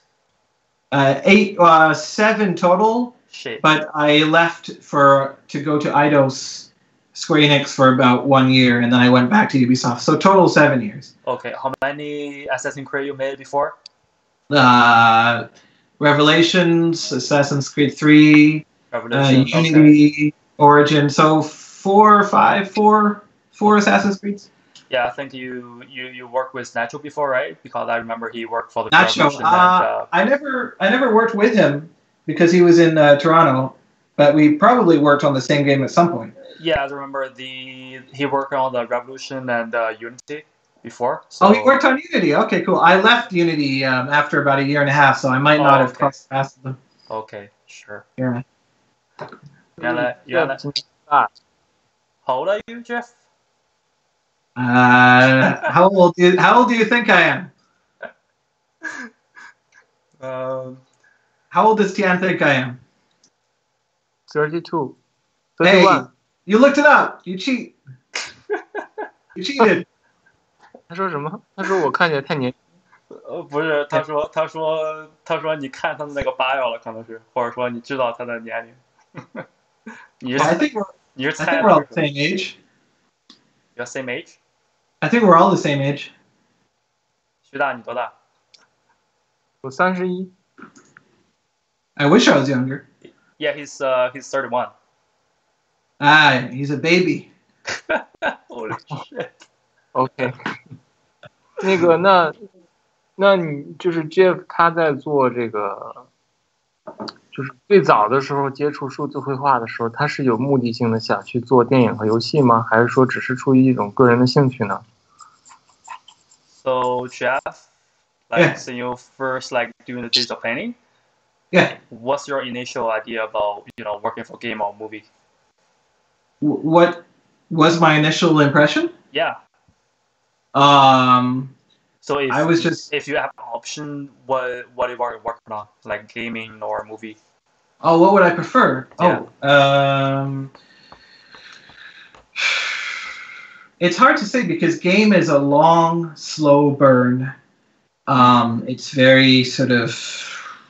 Yeah, take 2 years to work on one project, but you cannot see the game, and until the E3 release it, you have to see it.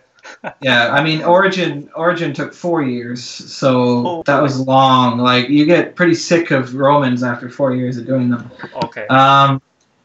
So it's a long, but it gives you you have a salary. It gives you comfort. You can take a day off if you feel sick. It's okay. You make friends. You learn something. You're part of a team. It's like a family. And when you shit the game, you're like, yeah, thank God. Okay. So that's nice. I don't know if I would do that forever because every 4 years you get 4 years older. Okay. Film is. I've been really lucky. Like film, they just come to me and it's, hey, just do this, boop boop boop. There you go, bye. It's super chill. I mean, I've never had to be too deep into the film production. Okay. So I always have the easy part. So. Maybe there's sides of films that I haven't seen yet and are really difficult. But I've been lucky to have great art directors and great projects that are just, they're always super happy. Nice. So, I don't really know what I'd prefer to do. I think film concept art looks more interesting because I think it looks like it's a bit faster and there's not much time to sort of worry about little strange details. And it feels like I look at Justin's sweet stuff and some other stuff, and you go like, oh, that's pretty cool. And I don't know if we would do that for games. Yeah, no, I suppose we would, but I don't know. I think both are cool. I love looking at the Star Wars books for the new films that are coming out, and it's like, oh, that's super cool. So you're trying to get an LLM, maybe? Huh? You get into the LLM? Maybe. Oh, me, ILM? Yeah, no, I'm not good enough. No, they would never. I'm not good enough. But and I think they work very hard. Yeah. They look stressed out. I'm not. I don't want to be stressed out in my life too much. I like to go at my own pace. So, I probably take their offer, but I'd have to think about it. OK， 是的，哎，你是一直都是做电影对吧？对。Jeff 说他说在他的眼里边，就是游戏跟电影在游戏里面可能就是这种团队的工作环境可能比较适合，比较温馨一点。好比如说他做那个 Assassin's Creed 做了4年才做一个游戏，如果说电影的话，就是来匆匆去匆匆那种感觉。是，对，这个也是我不喜欢电影的一点。就对，我看你们就是如果做电影的话，要经常去跑剧组呀，那个几个月就要做一个项目之类的，赶得很快。项目太快，然后你都没有时间思考就结束了。OK。然后再一个就是对于我来说啊，因为我之前我从小是画漫画的。OK。所以我们经常会就是很多初学者会面临一个问题，就是原创。或者说默写的这个问题，就是我也认识很多，因为我也是这个传统美术学校出身嘛，我们学校有很多这种就学造型的、学 fine art 的这种，学生他是没有原创能力的，因为他天天在写生啊，你明白吧？他天天在照着一些人体在写生，然后写生完之后他也没有时间去，他也没有想自己去画一些东西。慢慢的，他就丧失了这个原创能力了。然后我觉得对我来说啊，我第一次看到 Jeff 的画的时候，我觉得他很像传统美术出身。然后我其实当时我是觉得他应该是像一个艺术家一样的，像那个像辉王一样。对我当时以为他是偏向于自己的发展是偏向于一个数码绘画的艺术家。但后来我看到了这个《刺客信条》的这套图之后，我就发现，哎，这个人的设计非常棒。然后我不知道他是如何转化的，因为对我来说，我是通过靠画漫画，我画画都是我自己构思出来的造型。然后拥有一个设计能力。那么他的这个设计能力，我觉得，你看平时他会做一些这种自己的造型练习，但我觉得他的造型练习里面，它没有很多的具象的造型，大部分都是这种体块，对吧？对，有点像绕包喷扫。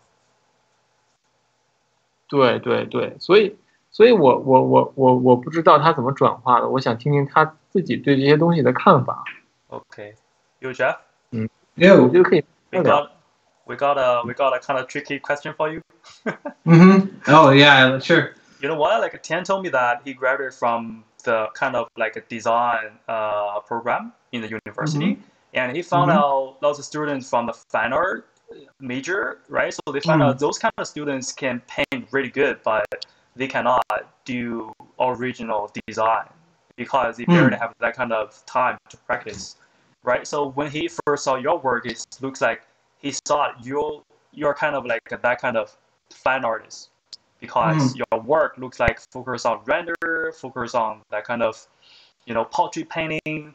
You use a lot of like abstract shapes, right, to build up your thing. It's not like a very specific design to render that kind of details, but after he saw your work on the origin and feels like, wow, fuck, this guy like did a lot of great ideas on design. So how did you do that kind of transaction in between from more abstract painting to very detailed design for the production?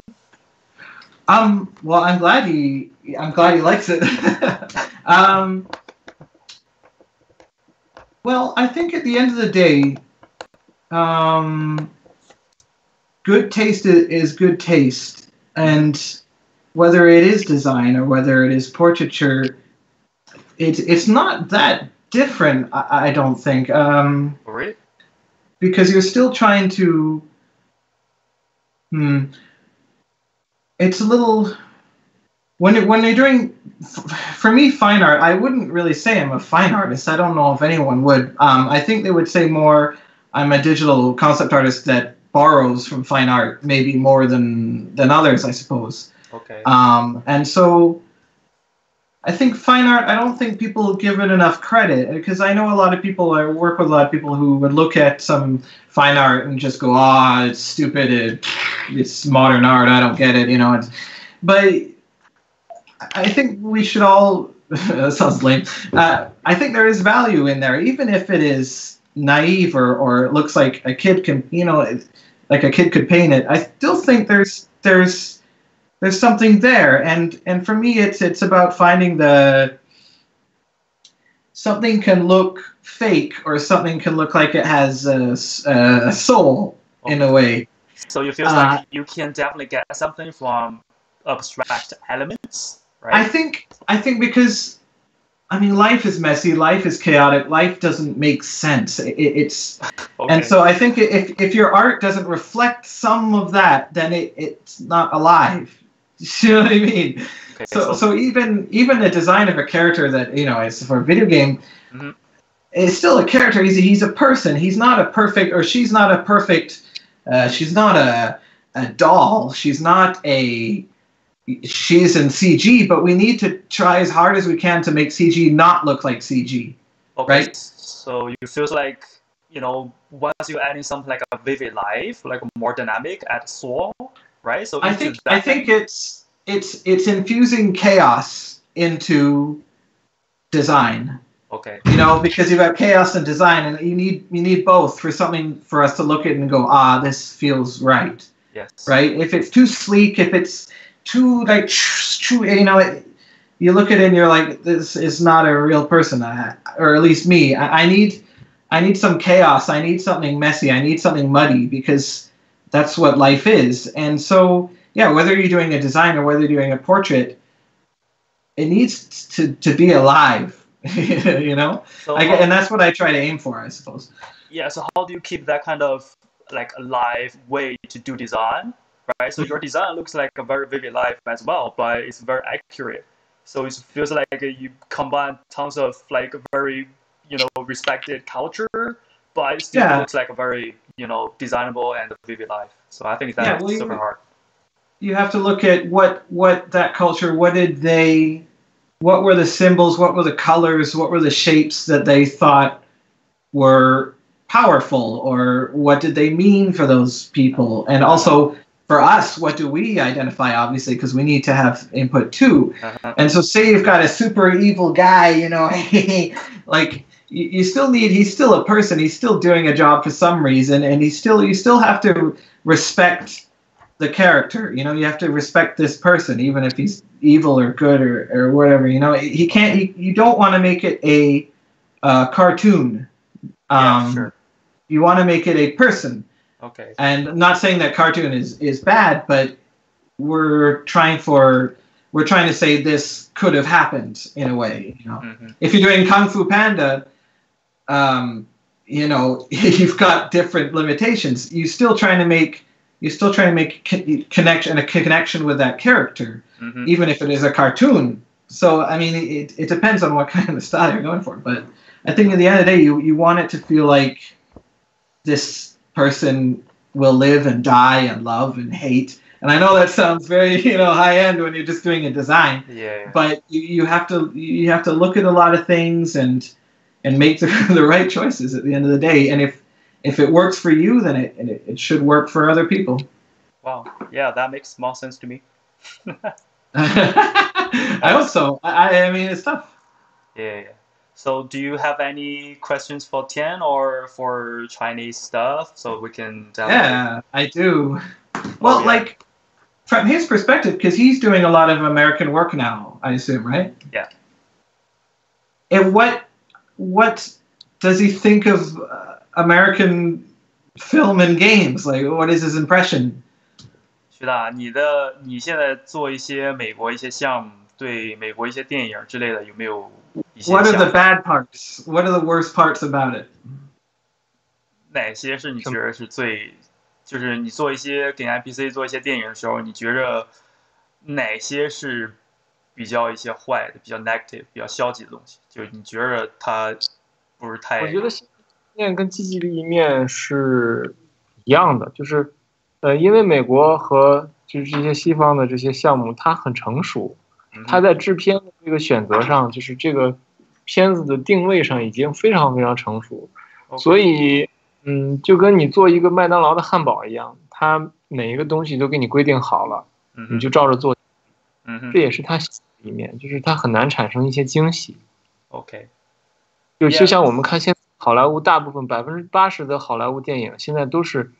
你一个人出来，这个交通工具或者这个盔甲就长成那个样子，就差不多都。OK， 所以说你觉得就是没有太大惊喜，当然就是也算一个缺点呗。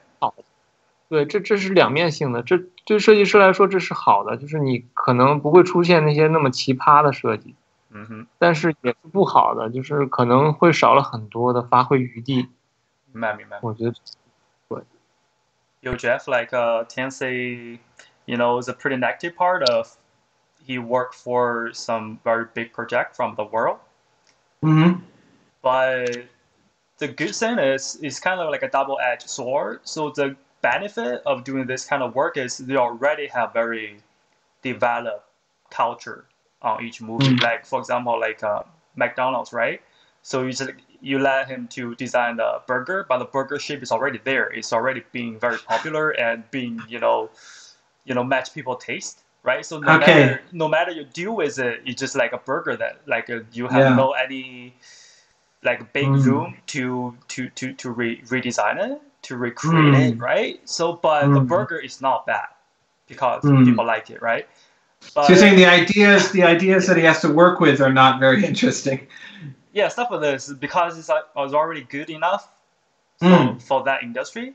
Right, so those kind of like car design or character design is not that different from from other movies. So it all looks like similar. So this, I think there's no big surprise for them. I think this is kind of negative part, but the benefit is they already developed.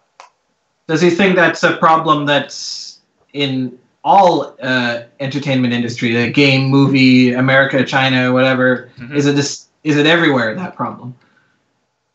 徐大，你说这个是全世界的吗？还是说包括中国游戏、电影？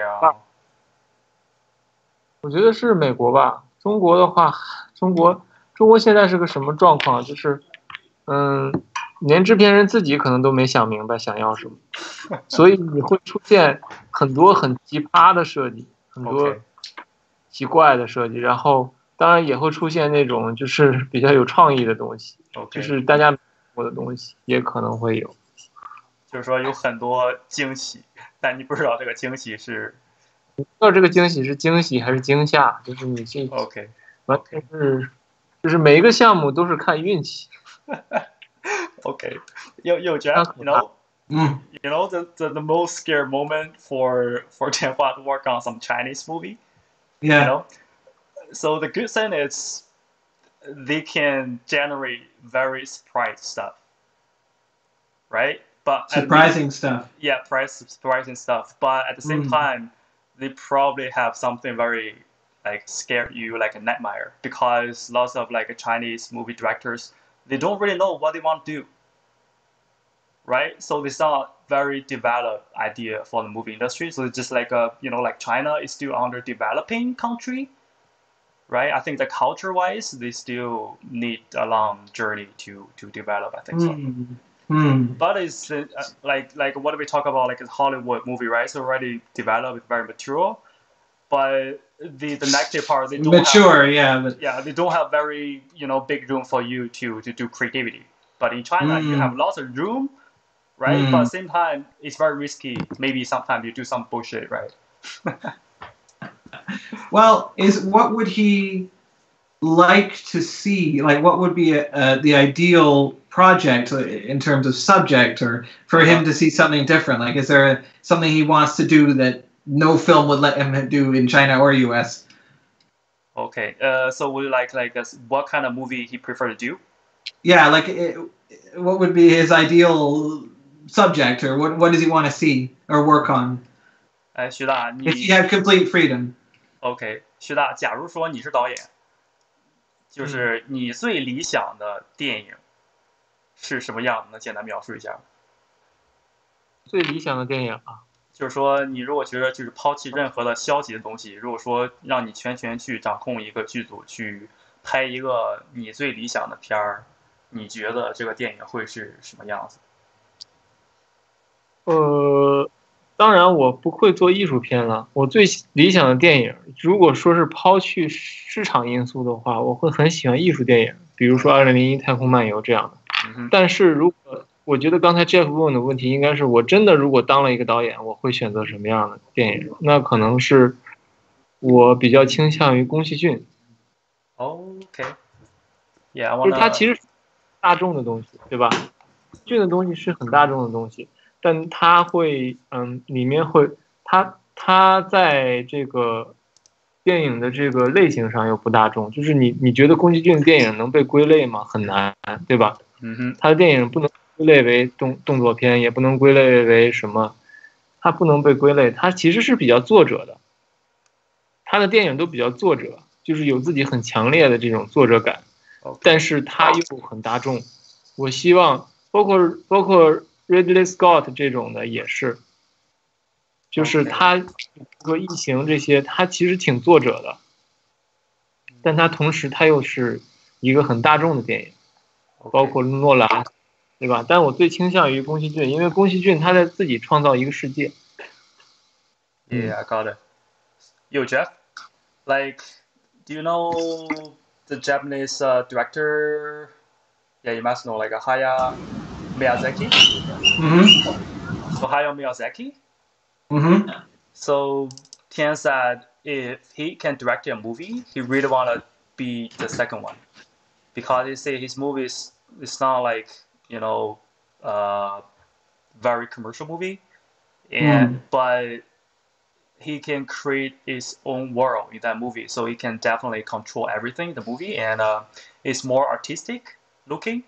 It's not like matching the audience, but on the other side, people very like his movie. So means you do artistic movie, but people like it, right? So you match both sides. So this I think is his ideal direction for work on movie stuff. No, I would totally watch that movie. Yeah. Cool. Okay. I think we have a little time, so we got some questions from some students. So I'm gonna mention very quickly here, and you guys can have to see if you agree on each other's idea. Okay. So the one is, for example, you met up some problem on design, but you cannot continue it, or sometimes you feels like your design is not really good. So what do you do with it? Should I go or Tian go? Yeah, it doesn't matter. You can go first, right? So if your design is not working, what do you do? Yeah, it's like, or sometimes you cannot figure out what is good design, or you already know your design is not good, but you have no ways to change it. So yeah, go reach the next bottle, yeah, right? So yeah. that kind of hard. I need to not look at what I'm doing for at least 12 hours. Really? Okay. Because you do something and you're like, nah, and then you come back the next day and you're like, my God, that's terrible. Mm-hmm. I need my eyes to refresh. And I know there's deadlines, but honestly, the best solution I have is to go away and then come back. Okay. And then pray for the best. Yeah, your solution just give a break, right? So, just give up. Fuck it. Okay. No. Sometimes, yeah, you work through it. But if you're killing yourself over it, sometimes it's I prefer. It's a lot easier to just walk away, do something else, and then come back to it, and maybe you'll find a solution right away. Okay. 徐大，你怎么看？如果说你就是在设计当中遇到瓶颈，然后或者说有时候你知道你自己设计的东西不是特别的尽人意的话，你会如何去解决这个问题？在设计中遇到瓶颈，我想想我遇到过什么瓶颈啊？回想一下，没瓶颈。设计中遇到瓶颈，Simplify. Always simplify. Simplify stuff. Just get rid of everything. It's gonna be fine. 我在设计中遇到瓶颈的时候，往往是我个人的审美跟项目的审美产生了一定的冲突。OK。那就要说到你去服从导演，还是让导演听你的，就归结到那个问题了，对吧？对，然后这个问题问的应该可能是，比如说他觉得设计一个东西不够好看，他应该怎么去改进，对吧？对。或者说这个东西画死了，我一般就扔掉了。就我觉得这个东西作品，如果真的我觉得画的我不喜欢，那我就可以扔掉它，然后回头比如说有了一些新的想法，我再回来做。如果真的我觉得一个好的一个设计师，他不应该出现瓶颈，因为他一步一步做的都非常完善。就比如说开始我要先去找一些参考，我是受到了参考的很强的那个词，用英文怎么说来着？一个启发 reference。一个启发叫 inspire 是吧 ？Inspiration。对，我需要一个这个东西，然后开始我的设计。那这个东西已经给你规定了高低。有很多人他觉得自己设计出现了瓶颈，是因为他之前的这个原点没有找好。明白。所以我觉得品味问题就是他的品味不够高，然后他找的这个原点是一个不太好的东西，所以就造成了取其上得其中嘛。就是说，很多人是取其。OK， 就是说不要等到最后你设计完发现 OK 设计的不好，然后怎么办？就是他可能从一开始的一些阶段就没有给一个很好的一个出发点，所以说造成了后面的问题。设计出现瓶颈就是取其中得其下了，或者说他没有做好规划，他在想清楚他就开始细化，开始抠得很细，然后他在大关系的阶段，在草图的阶段做好这个步骤，所以他没有发现自己的问题，然后画到一半他发现了，这个时候他改也不好改，所以我觉得其实就是找大量的好的这种启发，然后在草图阶段和小稿阶段做好，这个设计瓶颈可以被避免。所以我觉得一个成熟的一个创作者不应该有设计的瓶颈，或者说他的设计瓶颈都是在小细节上的问题，大方向上就是策略问题一定要搞明白。行，那我们第二个问题是，当自身的风格与团队想法出现偏差时，会如何协调呢？我们可能当时已经谈过这个问题，但我们可以归结一下，就是如果艺术家的风格跟团队的风格出现不一致的情况下，就是说在风格上有没有一个很好的一个协调的过程？比如说他让你画一个cyberpunk 一个东西，然后呢你的风格是就是画很魔幻那种风格，你觉得可不可以用那种魔幻的风格去表现不同的物体？表现不同的主题。我觉得你先问一下 Jeff， 我先试一下洗手间，我想一下。Okay. You Jeff? Yeah, this is a similar question we talked about before, like your style, right? So your idea, whenever your idea is different from the team's, your like producer, art director's idea, how you deal with, right? So we talked about this before, right? So we probably say, so when your style is not matching the team's style or the art director's style, so what? Your style? Yeah, your style. Why did they hire you? I don't know, yeah, just for example, right? So you do, imagine that you do Assassin's Creed style, like a freehand painting style, but you have to work on, say, the Halo, right? It's a very, mechanical design game. So how do you deal with that? If they came to me and they said, Jeff, we want to do something that's totally not your style, man, I'd freak out. No, I mean, you try to adapt it as best you can, and these days, I mean, style, I mean, so many of the games is just bland realism, right? I mean, unless you're working on like Overwatch or something. I'm not really worried about style, to be honest, that much, because as long as, well, I mean, if I had to work on World of Warcraft, that's a different style. Okay. I mean, I haven't tried, but I would reconsider what I'm doing there. But if you're younger, and you don't really have a choice, and you're hired as a concept artist to work on whatever, right? You got to try to adapt as much you can. Because when I first started out, I was doing a very, I don't have examples here. I was doing a very cartoony, it looked like kind of anime almost, which is totally not, what I'm used to doing. Okay. But I was coloring their characters, and I was able to sort of adapt and sort of do kind of a simplified rendering. And so I did find a way, but yeah, damn, if you're not a good fit, then get out of there. That's my advice. Okay, yeah, the question is quite tricky. That's a bad project manager if you're not the right fit. Yeah, they should matching the good. Yeah, or at least at some point. I mean, if it's realism, you can kind of do whatever, and you'll learn it. And because we have 3D now, and we have ZBrush, we have all these tools to make things easier. So you can kind of do whatever you want. Okay, I got it. 有徐大 ，Jeff 刚说什么？他就说你风格跟团队不符，这应该是那个 manager 的问题，他不应该把你放到这个团队里边去做。就是说你本来你的风格就跟那个团队的一些就不一样嘛，所以说你只能说就是尽全力的去 match， 你不能说很自然的去画那个东西。那当然说你只能尽你的一个 try your best。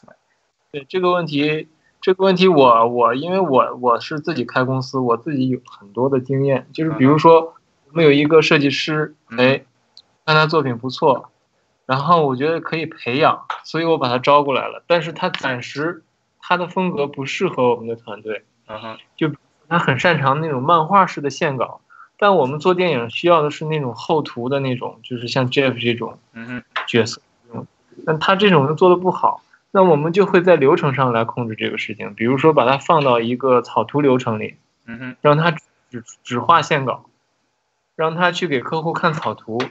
那我觉得，如果一个设计师他足够主动，他可以在项目里面主动的去跟他的这些上级去提出这样的建议。比如说我觉得我漫画能力很强，我就去做一些各种各样的一些小稿给客户看，对吧？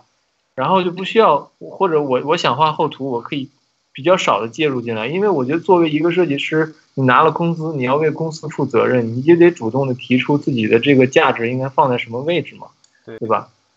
对。然后再一个，你说，不同的风格，我觉得也可以做不同的项目，比如说最近的这个星战的这个新的外传，它那个设定，我看到它有一些设定，它有一个设定是一个穿白衣服的人拿了一把枪。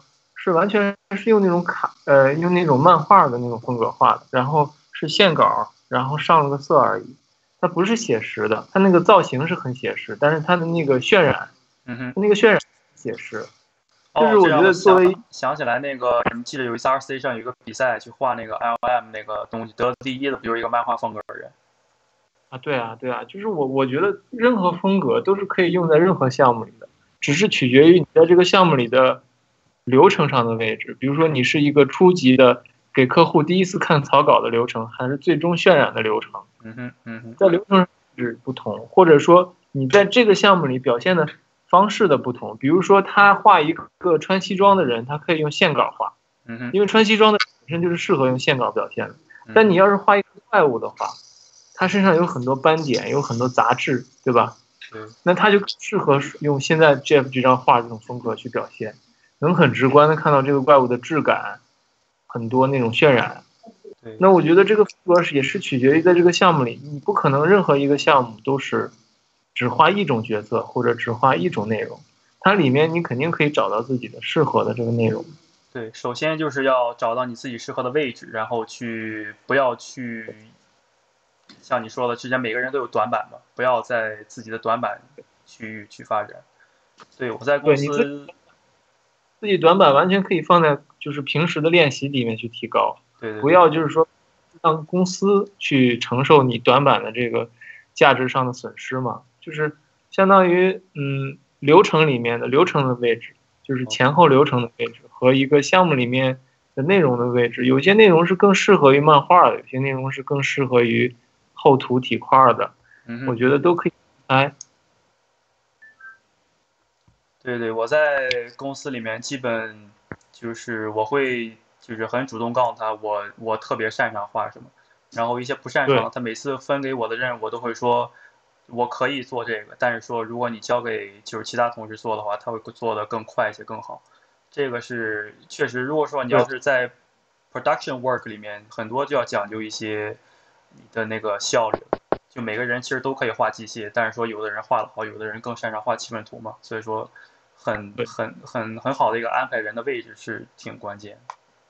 OK， 对，而且作为一个设计师来讲，他应该主动去跟上级沟通这些。对，因为我们国内的概念设计这个行业刚开始发展没多少年，就我觉得，我的经验是，国内很多概念设计师他其实就把自己当一画图的了，他不会太主动去跟别人、跟上级说这些事儿，聊，基本上就是我跟你说怎么画，然后就好 OK， 然后没有任何反馈，只有上对下的说的话，没有下对上的反馈，太单向，这个就太单向。对，OK， 我们第三个问题是，次时代游戏设计与电影概念设计的区别在哪里？这个你先问 Jeff 吧，因为次时代游戏我没做过。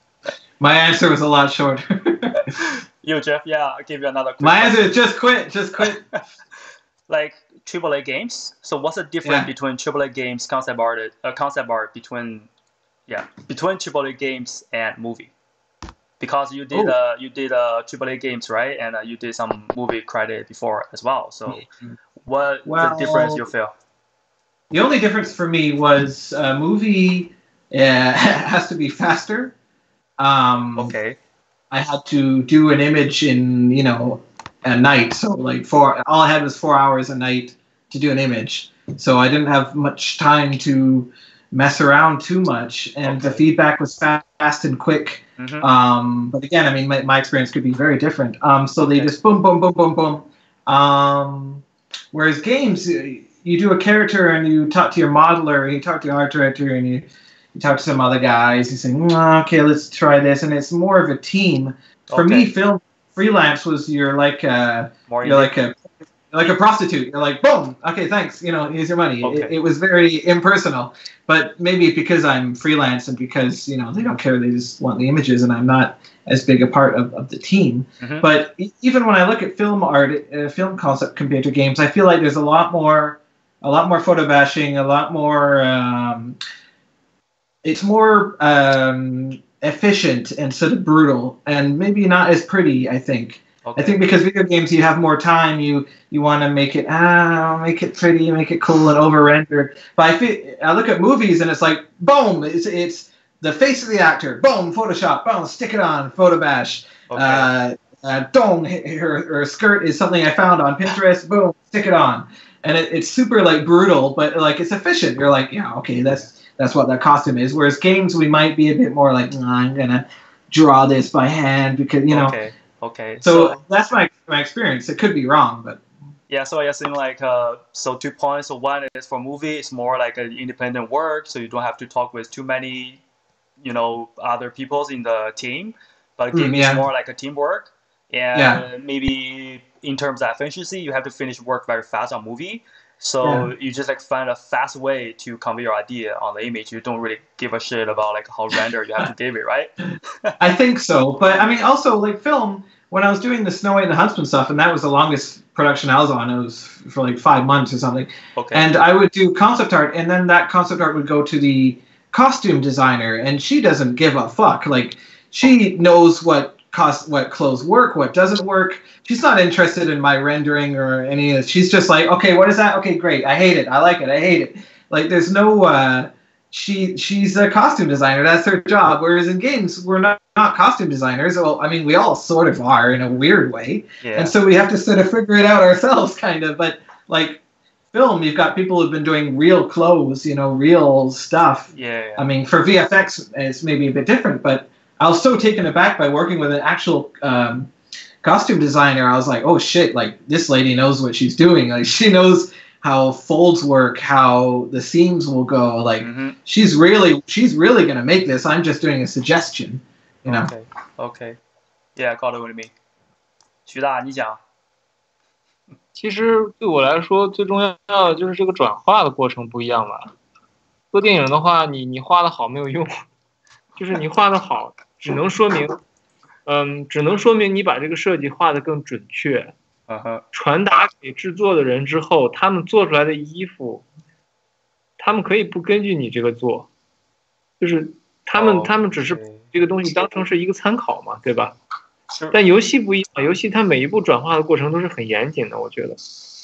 电影的话也不一定，也不一定。如果在游戏里边的话，对你可能如果 character 的话，或者说就是一些单体设计的话，可能会还原度比较高。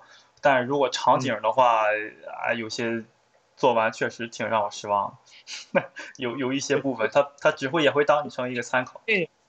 电影是这种问题的极致化，尤其国产，当然也是会有这种问题的嘛。就是他，就像 Jeff 刚才说的那个，这服装设计师，或者美术，他看了你这个设计概念之后，他可以实现出来不一样的东西。就是国内的这个制作水平现在也不像好莱坞那么强，所以他在创作的时候，他会给你丢很多分，给你丢分，然后会给你做的比你这个画看起来糟糕很多。那你会觉得比如说你给电影做了个设计，然后它的还原度没有那么高，但是你对自己的画特别满意，你会对这个电影最后的一些产品不尽人意而反倒感觉很失望，还是说你只觉得自己的作品 OK 就 OK？ 会啊，会挺失望的，但是已经习惯了。已经习惯了。Okay. Our last question, this is kind of big. It's like it's a neat class to say, but you have to try to be simplified. So, how to use composition to set in the mood? Composition to set the mood. Yeah, I know you are not a professional environment artist, but yeah, right. Try to answer this. Me.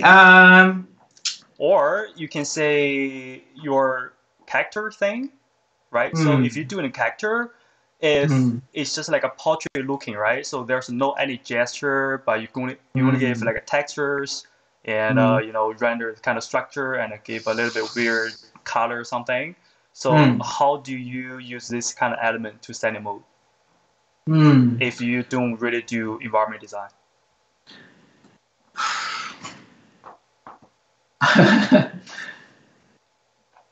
You use the composition to set the mood. Yeah. Don't overthink it. I know Martin. I saw his post on Facebook. He, the one he tried to focus on the focal point in the central. I don't know what that is. I looked at that and I said, I don't know what the fuck you're talking about, Martin. But no, Martin, like, he knows what he's doing. He is the composition king. Yeah, he will tell you all about it. And that makes sense. But then when you look what he's doing, I ask him, like, what are the rules? Like, what do I need to stick to for composition? And he's just, does it feel right? And then I'll show him something and he'll say, does this feel right? And I'll go, I guess not. No. And he's right. It doesn't feel right. But and so it's annoying. But you don't really know. Yeah, okay. Why? But you know it doesn't work, and you're like, why? Man, it just doesn't. And I'm bad at having. This is why I'm afraid of teaching, because I don't have good terminology and things like that. But it's about feel. I mean, it's the mood. So, is there any rule like to telling that which direction is right, which direction is wrong? So better avoid that, and you better do this. Oh, there must be. But I mean, when you see something. But it's hard. I mean, you can only see it from your point of view. I mean, we were looking at something the other day, and the composition was bad. There was a statue, and it was on the side of the screen, and the statue was pointing, and he was pointing to the bottom of the screen, and there was nothing else. And you were like, this is bad composition. Why did the person not see this? Do you know what I mean? And it's like, all right. There is a good book. I don't know if you can get it in China or not, but it's called, oh, damn, I forget. Hang on. You mean for the composition? For composition, part? And I learned a lot. Damn, what is it called? Can Tian answer, and I'll go look for the book? Okay, no worries. Okay. 徐大，你怎么看待这个问题？因为Jeff 说他不太画场景嘛，所以说他对场景一些构图，他觉着那玩意儿是太复杂了。那个问题是啥？问题是怎么？那个问题是如何用构图去表达情绪？哇，这个问题可以讲1个月啊！我觉得所以我说这个问题很大，所以说你可以就是简练的稍微的一提。其实我觉得我可以提供一个方法吧。我觉得拉是一个方法。拉是一个方法，有很多经典电影的一些经典的桥段。其实就是在用构图表达情绪的。你说的是那些关键帧之类的吗？对，比如说不光表现情绪，也表现了很多内涵。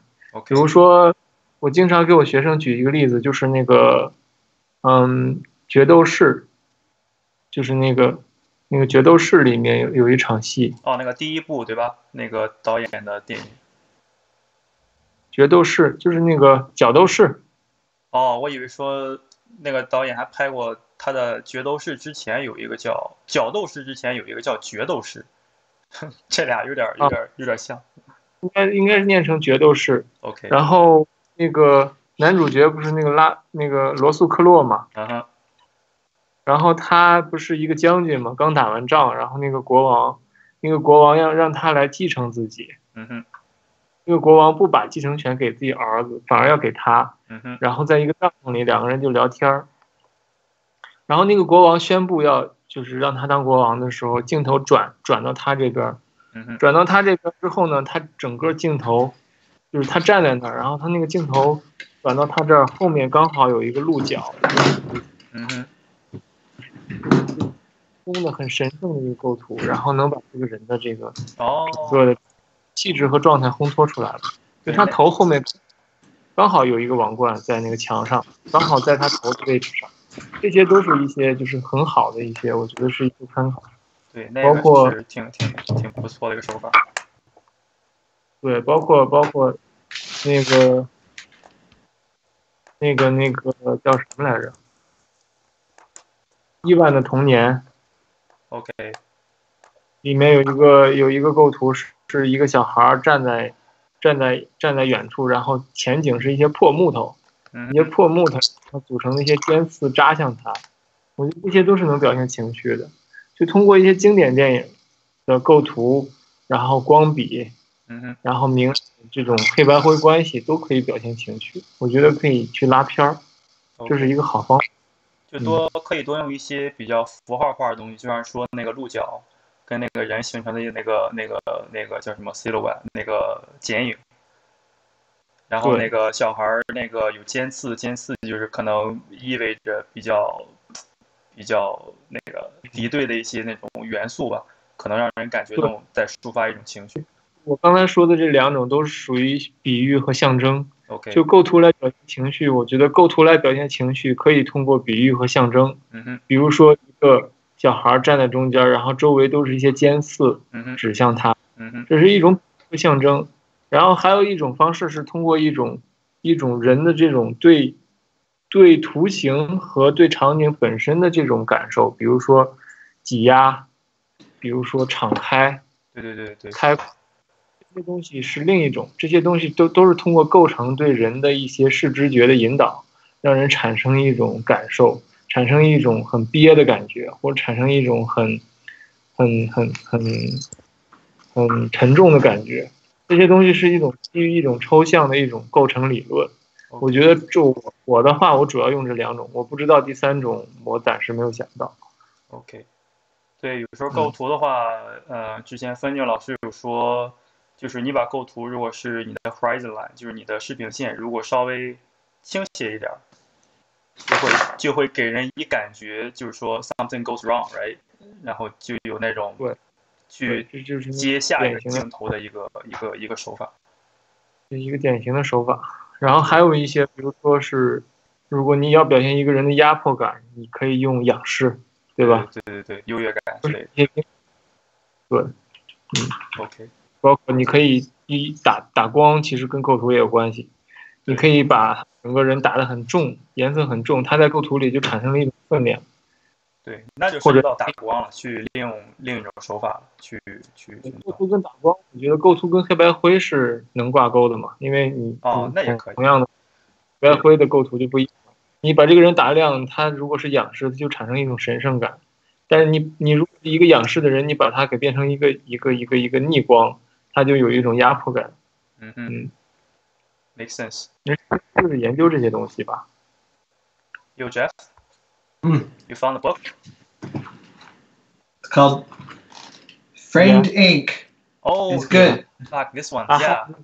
Good stuff, man. Yeah, lots of people have this book. Yeah. Good. It's great. I look at it and I'm like, oh yeah, I should do that composition.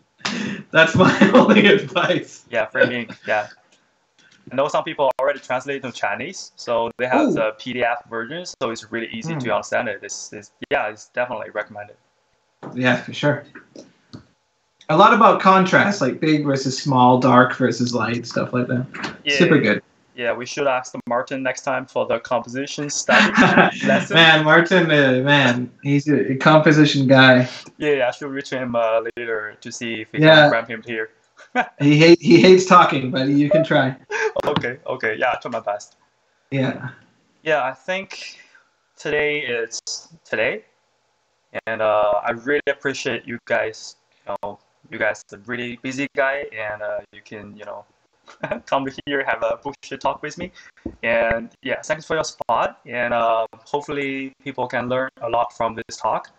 So, okay, I'm gonna use a very short sentence to end this chat.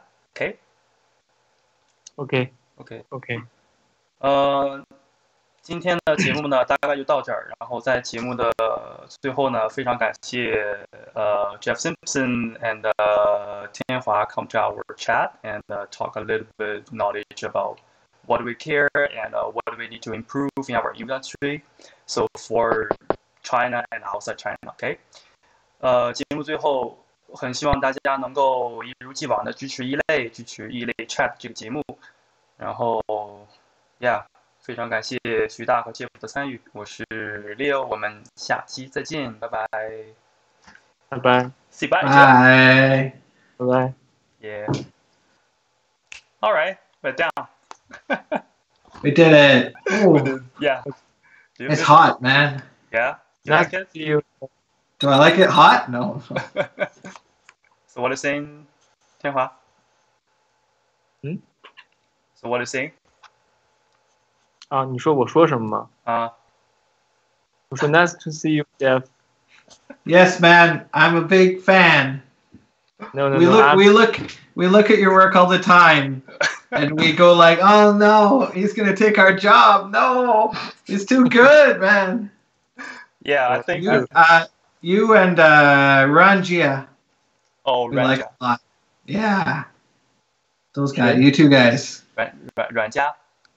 Ranjia. Yeah. Yeah. I think the wall, the wall on the internet in China blocks so many artists to contact with you guys. Oh really? Yeah. Wow. So We can do Skype. yeah. So this is why I really want to have this kind of chat, so we can interact with some really good artists like you, so we can have the really good talk and let people know you and what's going on outside of China, right? So is there like a Chinese art station? I don't think so. No. Really?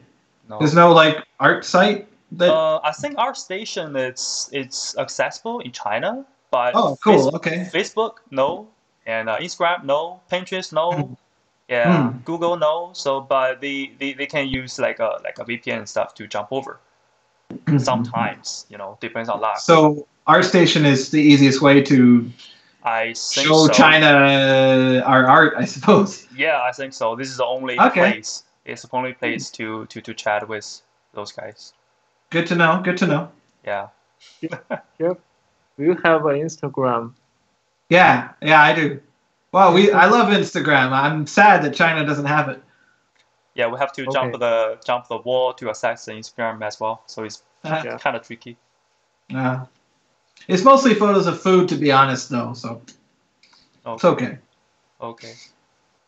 Dogs and food and cats. Dogs, food, and cats. That's all it. That's all it really is. Yeah. All right.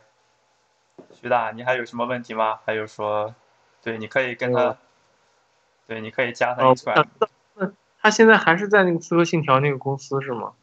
对，他还在那个公司，但是我不知道他换没换项目组。我估计换了，他也不能说是什么项目组。其实我是特别想知道，就是像他们这种刺客信条这种项目是有外包的吗 ？I think so. Yo, Jeff. Can you do Assassin's Creed, send out resource to China or somewhere else?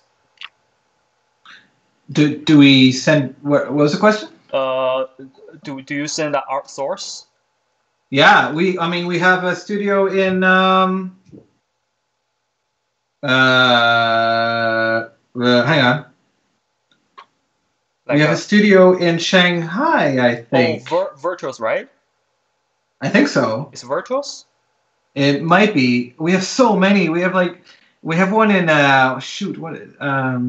Singapore. We have one in I think it's in Shanghai. Okay. 那个维塔士。哦，维塔士啊，我们要跟维塔士合作。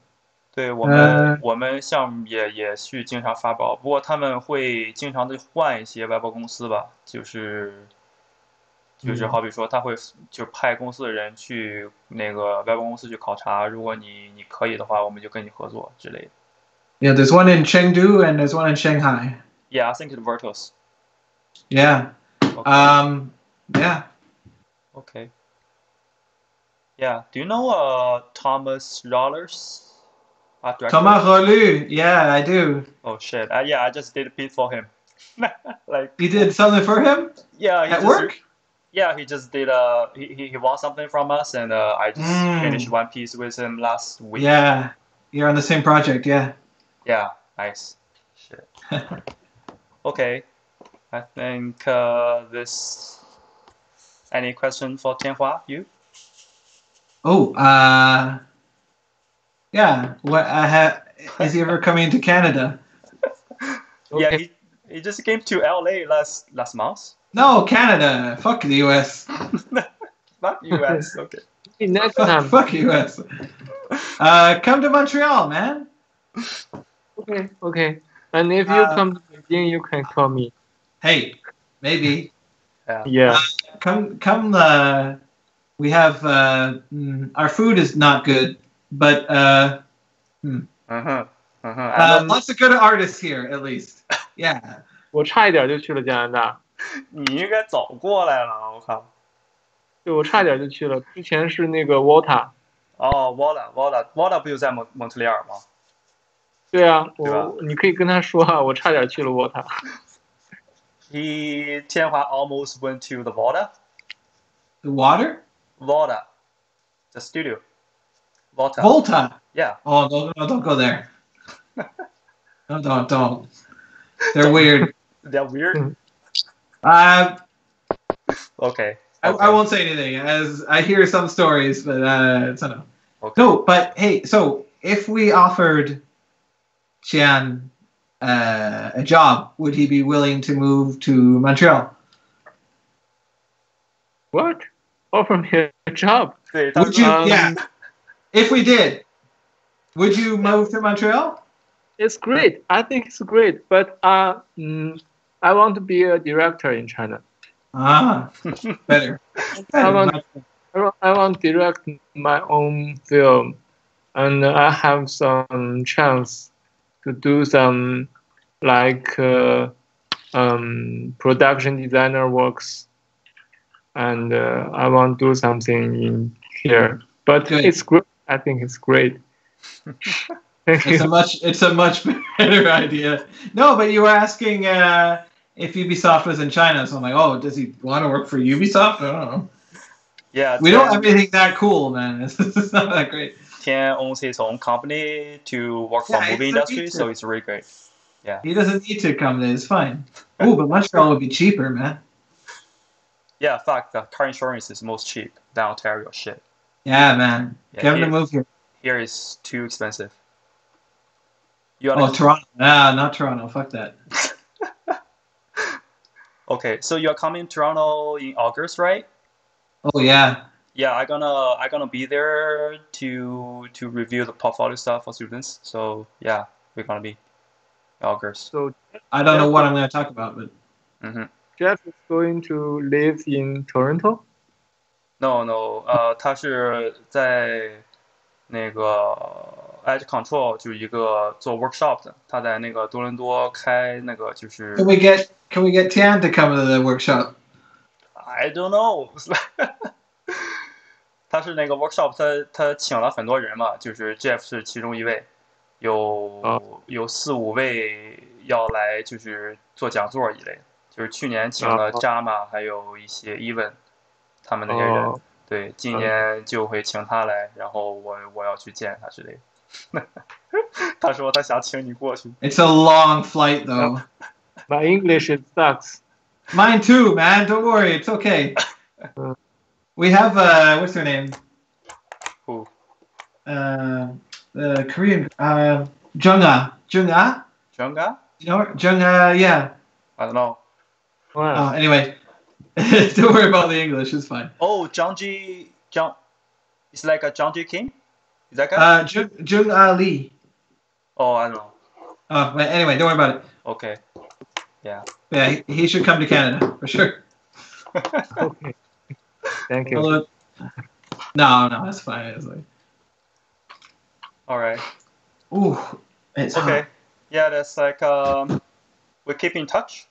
We all have our Skype, right? So we all have the Instagram. So any further opportunity to work or anything, so we can just send a message and hey, right? So you want to work with this, stuff like this, and we can definitely hang out.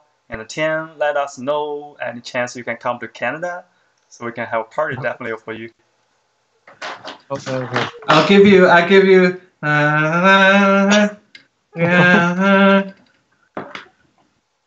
You can have it. Let's go here. Thank you. Oh, let me know how people respond to this. Oh yeah, for sure. After after we post on the internet, I'm gonna send you the link so you can check it out, the comments stuff. Cool. Probably not. You don't really know the Chinese, but I gotta let you know. Hey, I know Bu Hao. I know Tai Gui La. Yeah, it's too fucking expensive, man. Yeah. I used to date a Chinese girl, and we would go to we would go downtown, and she'd teach me to teach me this is too expensive. So I go 太贵了. Okay. How? Uh-huh. That's all I know. Yeah. So this this chat, this kind of like they call it the Yilei chat. So this is kind of right now the only one to grab some artists outside of China to talk with artists in China. So we kind of do the bridge thing to connect you guys and talk about the industry around the world. So I think it's kind of a popular channel. I hope so. Right. So this is our first one, and I really appreciate you come to as our main guest and have a talk with Tian and me. So appreciate it, man. Cool, man. Happy to be here. Cool. All right. So I'm gonna see you August and 徐大，我们回头国内见。好的，好吧，好，谢谢。Everybody, good night, bye bye. Night, bye. Out. Bye. Goodbye.